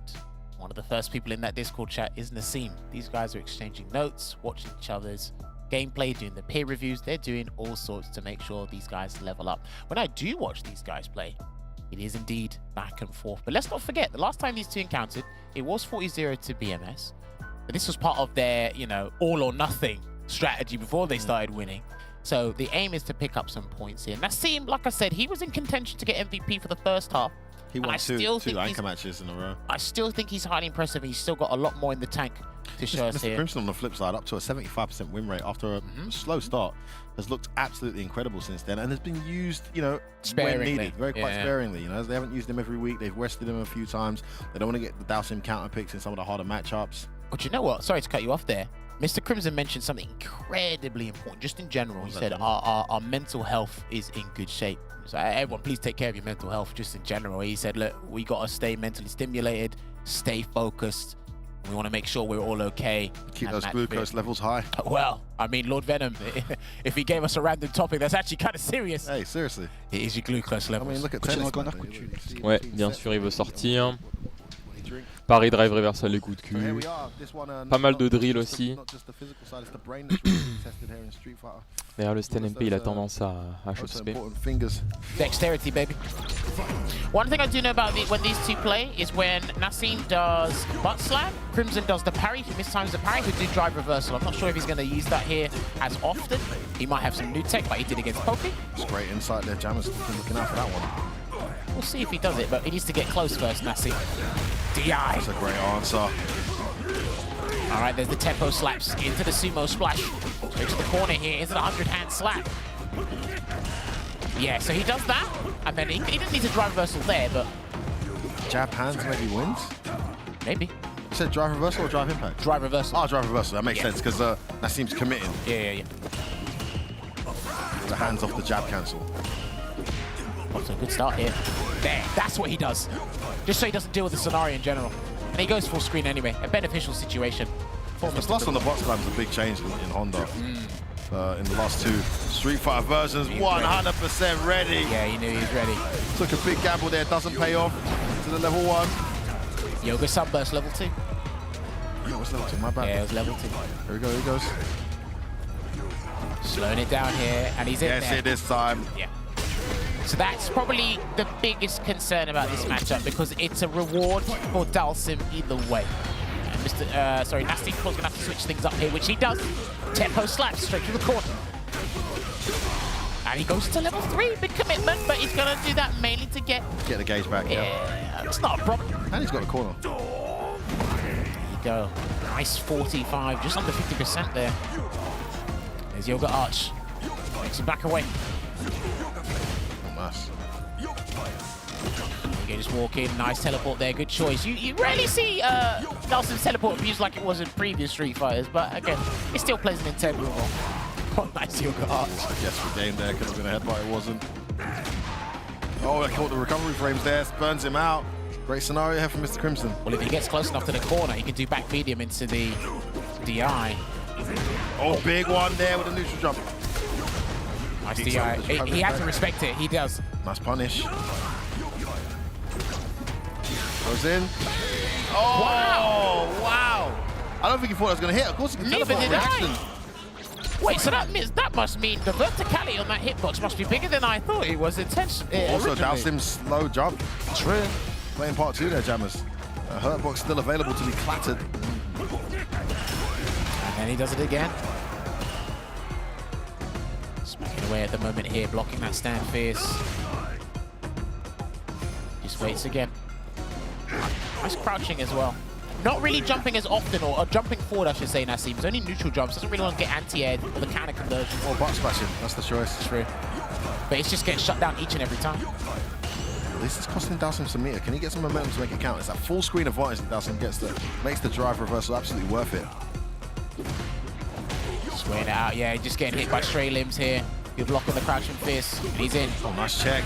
Really good patient blocking here. Oh, it's level 3, and it's gonna work. It's the merciless yoga. Your own medicine there. Yeah, take it. But what's the response from Nasim going to be? I think he's going to set up an EX Yoga Arch. No, he's just going to do the meaty roundhouse. Mistimed it though. So yeah, just waiting for him to get hit by any sort of limb here. He'll do death by 1,000 cuts if need be. He's getting edge towards the corner. We'll look to teleport out if he gets an opportunity to set a fireball up. Just walking it down. Walking back, actually. There you go. Oh, yeah, everything here now. Nasim's in big trouble. Great control here. Being exhibited by Mr. Crimson. He closes out and get his team the lead. And again, Grey Health's going to hurt big time. Nice headbutt.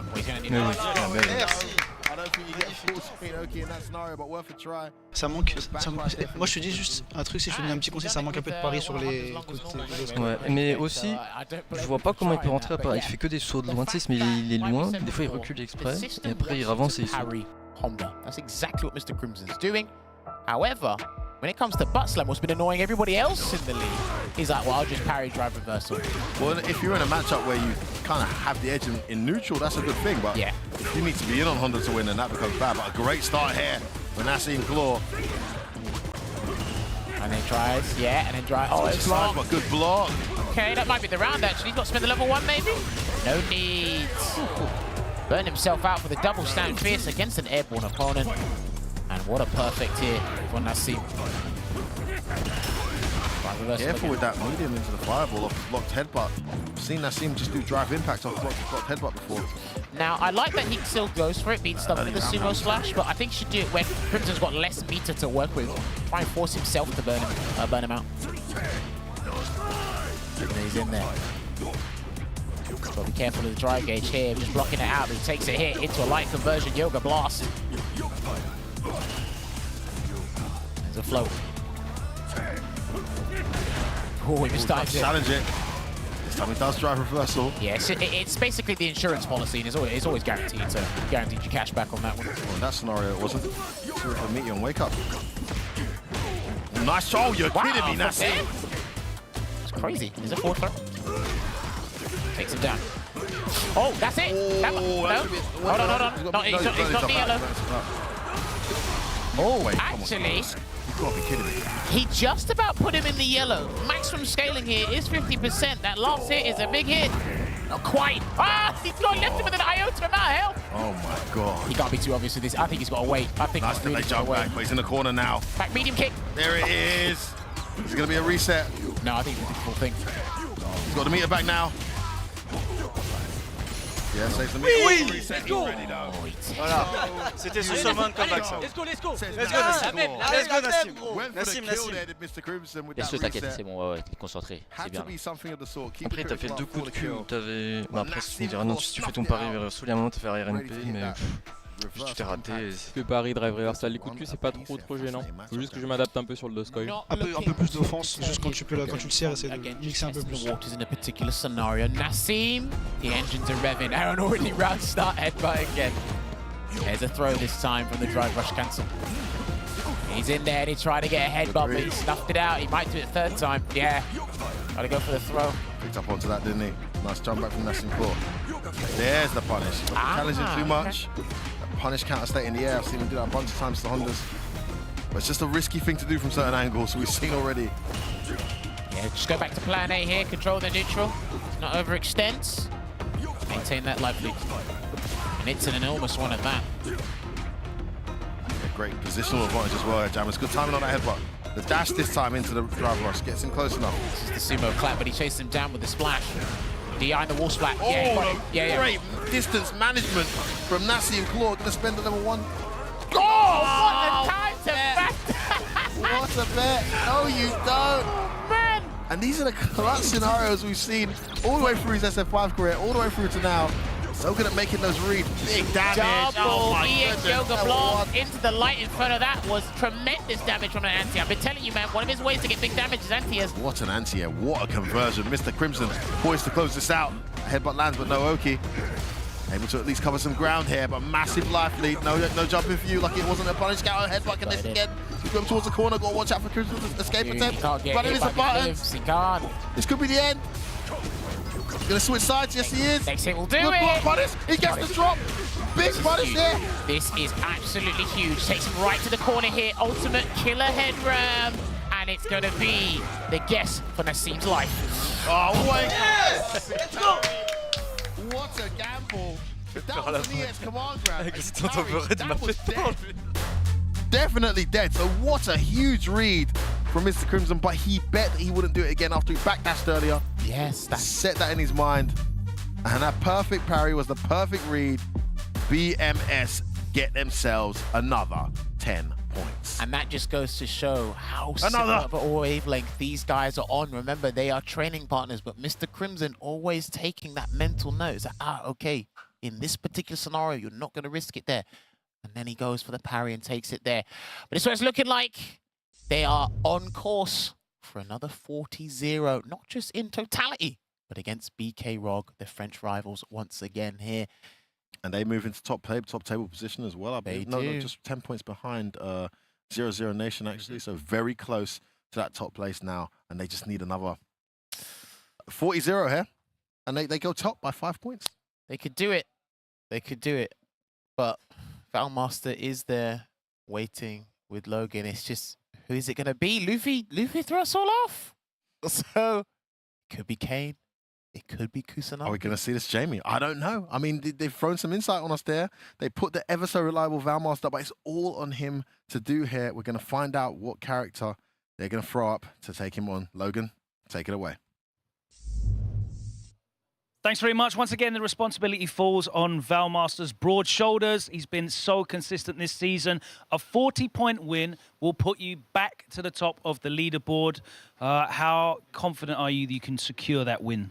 Well, as usual, I'm pretty confident. It depends on the choice I will make on the wake up, but I think I can do well on this match against. I already know it's Kane who will come against me, so yeah. Let's find out if you're right. We'll see. BK Rob, can you please send up? Wait until he gets here. Okay, now I believe it's you. All right. Can you confirm your character, please? Jamie, classic. Jamie, okay. The Jamie's coming out again. So explain this pick for the people at home. Why this character matchup? I like the character, first of all. And there is a lot of Jamie, so they can't train against the character. And I think he can do well against Chun-Li, so I'm gonna see if he can. What tools does he have that make you think he can do well against Chun-Li? The dive kick. He can't anti-air really well against him. And I can be patient, so I think it's gonna be a good choice. Well, I'm really happy that we get a best-of-5 set to see you play this out.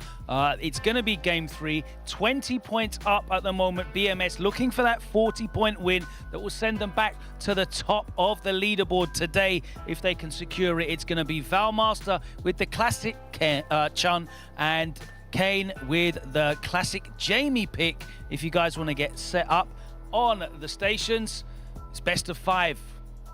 This one's going to be an absolute banger. It's make or break time now. F-Word Jammers, over to you. 3-3 earlier, 0-3 here with our predictions, but we didn't factor that Jamie in. Now, to be fair, Jammers, you did push for Kane as the anchor, but did you see this Jamie pick? Oh, sorry, I was leveling up. Oh my God. Cheesiness on a different level, bro. I wasn't even ready. I was wondering what you were doing there. I was just leveling up. On a more serious level, Jammers, before you level up. Was this an option? Have you got some exposure to this specific matchup? I wish Bolt Strike was here, or even Vicious to talk us through how Jamie fears. JB from the States as well. Do you know what? It's because we just don't see Jamie enough, and in our region, it's only really Kane and Bolt Strike playing the character. If I've missed anyone off the top of my head, I do apologize. And he just epitomized that by saying people can't train against my character. If he thinks Jamie does well against Chun-Li, me personally, talking to Kane, you're going to have to prove it. On paper, I don't really see it. Just in terms of what you have to work towards for the victory, as opposed to Chun-Li having the whole toolset just there. However, don't sleep on Kane's Jamie. You already proved it already before in previous weeks, getting that victory there. This is for 20 points though, not 10. Now, he mentioned the dive kick. The dive kick has an abysmal hurt box, by the way. I've seen that thing lose to just about anything. Yeah. I mean, it's a pretty good dive kick on offense. On defense, it's shocking. And Chun-Li does have the air-to-airs that she's good at. She's got the air-to-air jump air throw, which is pretty rapid. Let's go, Kane. She's got jump normals as well, put you in juggle state. Allez, Valou. Il a pas d'anti-projo, hein. Il est gratuit au début. I will say though, these two characters have some of the best safe jumps in the game. This is my personal opinion. When they get their opponents in the corner, they got some of the best safe jumps in the game.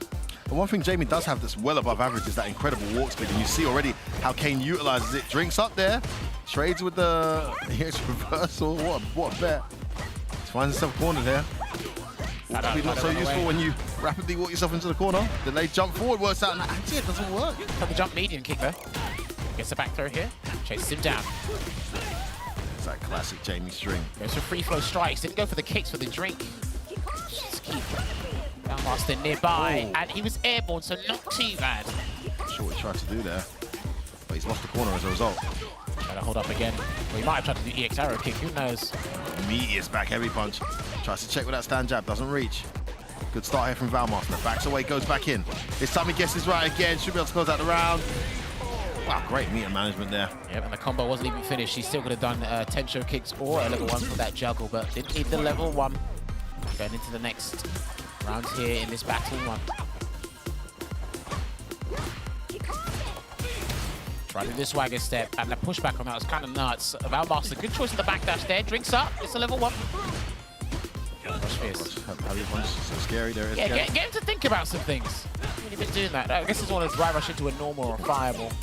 Too soon anyway. Very good. There's that massive hurt box you spoke about, Jammers. Very good defense so far from Valmaster. Gets opened up by that crouch medium though. Drink up. 2 drink levels accomplished. Just whiffing the light kicks there. Rushes in. Drinks up. There's a command grab. So once he gets close, once he gets close, he might look for the cancel. For level. No one didn't get it. Is that what he wanted? I guess so. No, I think he does that. He likes to do the drive rush into something to bait out your reaction. Yeah. Drinks what he's gone for. Oh, that works. He went for a sweep. Now he's max level. Oh, what a check. He snuffed it out. He saw it coming. Got level 3. One more hit will do. He waits, and he waited for the Daikin as well. I think very expensive choice. Burnt out. Backs away. Still waiting. Exuding that patience again. That move, that's an actual attack. That's a unique attack. Actually reels him away on purpose. Oh, that string was too good. He thought it was over. Let's go. Nickel. Bouge beaucoup dans tes pressings. C'est très bien pourquoi il y a counter. Là t'as pas mal joué, hein. T'as pas mal joué dans le match-up. Pas trop attendu ses boules pour essayer de faire des dingueries, mais des fois ça marche pas. Il sert de ça. Il sert de ça. Looking very solid. Now this slow, patient Jamie approach isn't necessarily bad. Valmaster handled it there. But is there more that he could be doing here, or are we going to see Ken come out? I think the Ken should come out. It looks like he's going to stick with the Jamie here. Didn't really get to, stick or get to the plan. Stage 2 of the plan, I should say. It seems that he has faith in this pick here. I'm still trying to see what makes it, doable, what makes it feasible for Jamie. Well, he did say he's relying also on unfamiliarity of his playstyle and Jamie. He said it in the interview, but you assume Valmaster isn't exposed to some decent level of Jamie to be doing that. And there you go. Now, I think the familiarity that Valmaster demonstrated in that single battle was enough to make him realize that maybe this isn't the right pick. It's going to be Ken. It's going to be Ken Chun-Li. And Kane back to his original here. 2 jabs, no cancellation there, but one of the best Kens we have in the European region. Remember, he did win Brussels. And he's a fantastic player in other fighting games, respectively. Shout out to Kane, honestly. I think Ramos actually missed his OD there. Probably. Like a start of a spin of a Sanshu. Still waiting there. He always likes to wait for the Kikoka to dissipate before he takes action. Drive rushes in, tries to get bait. Good block last minute. I think he tried to do something. I think he tried to do something to counter it, but it didn't come out in time. Well, Frank Hammond, it didn't. Would have got counter hit. Yeah, like I said, blocking DI mid-screen is completely fine. Backs away again. I think the back away, patient approach from Kane, nice, gets a counter hit from Kane. It's actually way more effective with a Ken because it doesn't matter where and when you get hit, you always get the corner. Yes. Whereas Jamie isn't the same. Got to spend a little bit more to get what he wants. Oh wow, he pressed the button, got hit. The reset back throw didn't work. Valmaster onto it. Okay, goes low from the Jinrai follow-up. There you go, this is it. This is what I like watching about Kane's gameplay against Chun-Li players. Exuding that brilliant patience. Very patient play from Valmaster, goes in at last. All trying to stagger to the stand, medium punch is not working. They up boss on blocks. So. Oh, overhead connects. You're gonna get opened up by something. 15 seconds on the clock. Backs away, I think he was expecting the... Oh! Steals it, he stole it, He gets the he OD. stole it. Oh, kick, back throw though. Fireball to burn him out. Oh, the burn out of time, that's so genius from Valmaster. I love it. All the right answers, even he has to smile. That might be the new way to do a timer scam here. Put them in as much block stun as possible. Utilizing OD moves. Who knows? He put himself in the corner there. I'm not sure. I'm pretty sure that wasn't on purpose, but yeah, the reaction there to wake up with to get him with the OD fireballs afterwards is just genius. Oh, he's gonna be reading right on wake up, but doesn't get a follow through. The immediate response there. And Kane pressed the button too early there. Caught him with a punish counter airborne. Opportunity goes begging. Now he's cornered. Well, that's an annoying thing about Chun-Li because of her floaty jump, right? When you get a perfect parry, you can still be hitting an airborne opponent. Yeah, this fireball is causing a lot of issues for Kane. Slowed it down again. His patience is kind of working against Kane at the moment here. Trapped in the corner, tries to run out. Just the back and forth here. Valmaster's about to build his level 3 with some next connection. Whether it be a fireball or a normal. And yeah, he's just playing Kane's game. If you're not going to move, I'm not going to be overzealous here. He's out. Nice escape from the corner there from Kane. Kane hasn't got the life lead though, so he needs to make some sort of action happen. There you go, there's a throw. Ooh, jab check there, trade hit. He still hasn't got the life lead either. 20 seconds, man. This is going so slowly. And the throw lands. Massive life lead to the corner you go, does Kane. Both of these guys on level 3. Next hit potentially wins this with no time on the clock, Jammers. Yeah, he's in this scenario again. He's replicating it again. Heading towards 2-0 up. Oh, the drive reversal again. It's a genius decision. Well, Kane's got to do something. Phenom's done it before. Kane's taking too long. You got to do something now. It's too late. Yeah, it's done.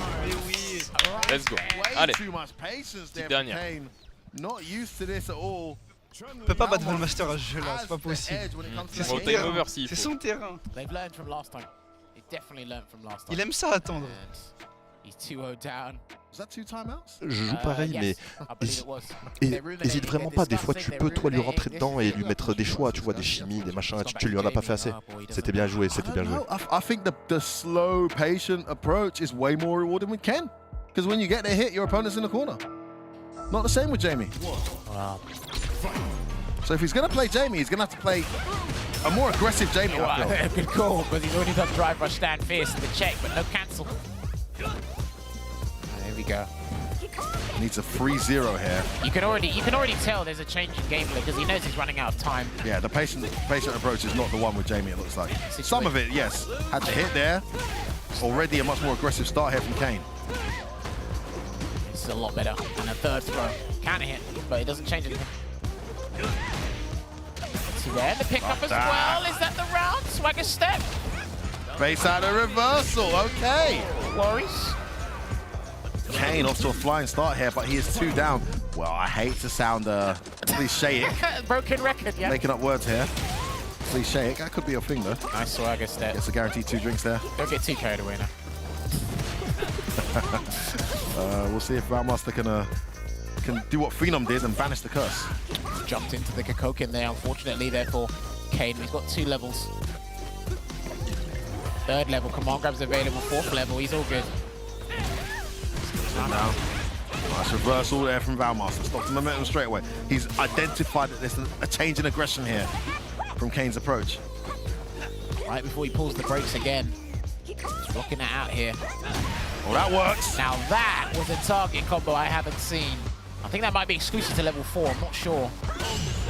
Carry back throw. Oh, good. Goes for the punish instead. Just a swagger. Hey! That is a dead Charlie Lee. God damn. 3. So, what I find incredibly Ouais, je sais pas comment tu le sens, mais tu sais quand tu les restes 1 ou 2 barres de drive, t'as pas envie d'un peu de truc où tu restes un peu lent. Tu me dis aïe, c'est ça? Je sais pas, parce qu'en fait des fois ça l'arrange aussi de récupérer ses barres. Au moins essaie de le pousser un peu au corner quoi. Qu'il puisse pas reculer quand il lui reste 1 barre de drive. Wake up. And he's absolutely right, it costs everything, and on this occasion, no. But still sitting on a cushion, 2-1 up here, 1 battle to get his team a 40-0 lead and fly to the top of the table. Well, off to a fine start here, and it looks like he's going to set up a safe jump as well. Nope, just double dash. Okay! Oh, nice check. He gets the conversion anyway to make amends. Good block there, it was a parry on Wake Up, pays off. Nice conversion. Love that. I think that looks scripted, not impromptu, so I like that anyway. Level 1 anyway. Second drink up. Oh, he checks it again. Love that. Valmaster now snuffing out the changes in dryness and aggression. And he almost got the perfect parry there as well, because you do recover instantly after that animation for the maximum drinks. So that's why it's worth going for the risk. Burns himself out here against level 4 Jamie. That's quite risky. Oh boy, chasing down. Oh my goodness. Okay, it's got meter. It's not guaranteed drive impact. The free flow strikes, but he could do it from any given point of the stand fierce. Oh, he might be done. He might be done. Good lord. Yeah. Oh no! Oh no! Oh no! Doesn't tip either. You gotta be kidding me! I haven't seen that miss before. He got the crouch heavy. Maybe it's too high. What? I think he might have been too high. Oh my goodness! Oh, mate, he's cussing. He is cussing. To be fair, I'd cuss too. I'd be angry. Oh no! He did all the hard work. Swagger step is beautiful. Right, I rarely see that game with punished. Great check pays off. Jump in, doesn't work out. It's a great start to the round from Valmaster. Doesn't check that drive rush though. Yep. 2 levels here. Dive kick available. Good block. Just backing away here at the moment. He needs to get some dry gauge. Oh, that's a risk. Trying to get the spacing trap with the roundhouse. Didn't quite work out there. Especially against that crouch medium kick. Such good range. Yeah. Nice. Stops that drink up. This could be it for Valmaster. It is game point, match point here for BMS to go 40 points. Clearing this win. Runs into that fireball. Could have juggled. Chose not to. Not going to get his level 3. Ooh. So I guess He's going to level up. Yep. Okay, level 4 Jamie now. Honestly, 2 openings could be enough. Maybe just the one, to be honest with you. Valmaster knows that though. He's getting back to the corner. Plenty of time on the clock here. Oh, what a whip punish with the whip punish, but still good. Oh, wake up crouch medium doesn't hit. Oh no! TXC could have cancelled that. Burn her out. Oh, Valmaster, you gotta be kidding me. Is this going to be optimal? I think it is. He can kill it. He can't kill it. It might be. Oh, she burnt out. That would have been chip. That level 3 goes pretty far. Oh my goodness. 15 seconds on the clock. This is tense. Valmaster. Oh! Allez Valou, super taf. He has got it. He might have tried to do CA there, like you said, Jammers. I don't know what the input was, but it doesn't matter. The double has been executed over on BK Rock. Their cursed team, their bogey opponents have done it again. 40-0, top of the table, BMS with the statement performance here, Jammers. And actually, if you're Guild, you're thinking, hey, we need one of these guys to stop winning so we have a chance of catching up. It's a great result for them too. Suddenly there's an opportunity to try and close the gap again. Well, because they got 0 points, that changes a lot everywhere. The fact is there. But hey, BK Rog, I still think are in a semi-decent position here, but they would have wanted to collect some sort of points there. It was close, very close. Did they make a mistake? I mean, imagine Ronaldo comes on 1 week, scores a hat-trick, annihilates the opposition. The following game, you bench him. Was it the right decision to leave the kid that's on fire on their team right now, Kusanagi, not to play at all? Not even featured in any of these matchups. You got to question that, Jammers. The lineup for BMS was going to be difficult through and through. They've discussed it. They're going to look back, and they can only move forward now. Just like in the football, after you lost, it could be an extremely painful loss.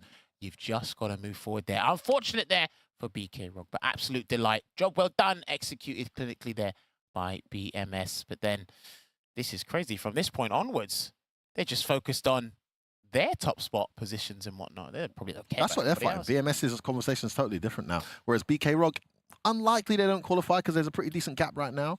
I think it's 55 points, but still, anything can happen when you're losing 40-0. Yeah. Logan's on the main stage with the victors. BMS have done it again, 40-0. I think they're top of the table as well. Please correct me if I'm wrong, Logan. Let me know how these guys are feeling. That's right. 5 points separates BMS at the top of the table thanks to that 40-point result. Kills you. Fantastic. 40 points again. Doesn't matter, home or away. BMS dominant here today. Yes, we are very happy with this performance. It's always a very close match. It's always difficult to beat them, but we did the job as well. And it's the 3-40-0 in a row for us. So we are in very, very good mood, and we will keep like this. If you do keep it like this, you will be getting that #1 seeding. How important is that? It's very important this season. The format changed a lot about this. So yes, our goal is to be the first after the regular season. Crimson, another very strong performance from you personally, as well as the team. But as Kuzi said, 3 40-point wins back to back to back. Street Fighter 6 is a game of momentum, but so is Street Fighter League. How vital is it to have this momentum? Extremely important. As Kilzu said, getting the first spot is really important. Last year it wasn't really important, but this time we really want it. Next match is Mao's, and we are home, so we will get that win. Called it out already. Valmaster again in the anchor role. Another win for you. Looking very, very deadly right now. Was that comfortable for you in the end? At the beginning I was doing well. And at the end, we start adapting each other. So I was doing few mistakes, but he did as well, especially with the level 1. So yeah, it was closer at the end. Yeah, it was a bit harder. This matchup, is good for Chun-Li, but it's not that easy, you know. It's a bit tricky sometimes. Jamie can rob you very quickly. Definitely it can start steamrolling, but right now it looks like BMS are on a roll. 3 40-point wins back to back to back. Are you as confident as Mr. Crimson going into next week's match against Mouse? Yeah, against Mouse, yeah, I'm pretty confident, especially because we are home. Last time I lost against Problem Mix, but it's my fault. I did a few mistakes and I dropped a very important combo at the end. But we have very good players against their team, so yeah, I'm pretty confident against them. Well, let's take a look now at how the leaderboard stands and just confirm with you there that BMS are on top. Look how tight that is. 5 points separate them from 0-0 Nation. And those top 3 teams starting to pull away now from the pack. Right about now, BK Rog have 50 points as a safety buffer between them and Guild, but we know that there's quite a lot of points left to play for. They cannot afford to go down 40-0 and not put any points up because Guild will be hot on their heels chasing. Wolves, of course, with the 70 points as well, not out of it yet, and they're going to be looking to try and turn things around next week for week 8, but they have the unenviable matchup of going up against 0-0 Nation, but they will at least be at home. As you see as well there, BMS and Mouse in match number 2. BMS at home, feeling very, very confident. Problem X and the Mouse team is going to want to put a stop to that momentum. And then, look at that. Fantastic match number 3. 4th plays 5th in a vital fixture for the playoff picture. That's all to look forward to next week here on Street Fighter League Pro Europe. Thank you so much for joining us. Some incredible action as things start to really clarify in the playoff picture, but it's all to play for. It's tight at the top, and these seeding positions make all the difference. We'll be back for 3 more matches with all 6 of these fantastic teams next week. We'll see you at Street Fighter League Pro Europe 2023.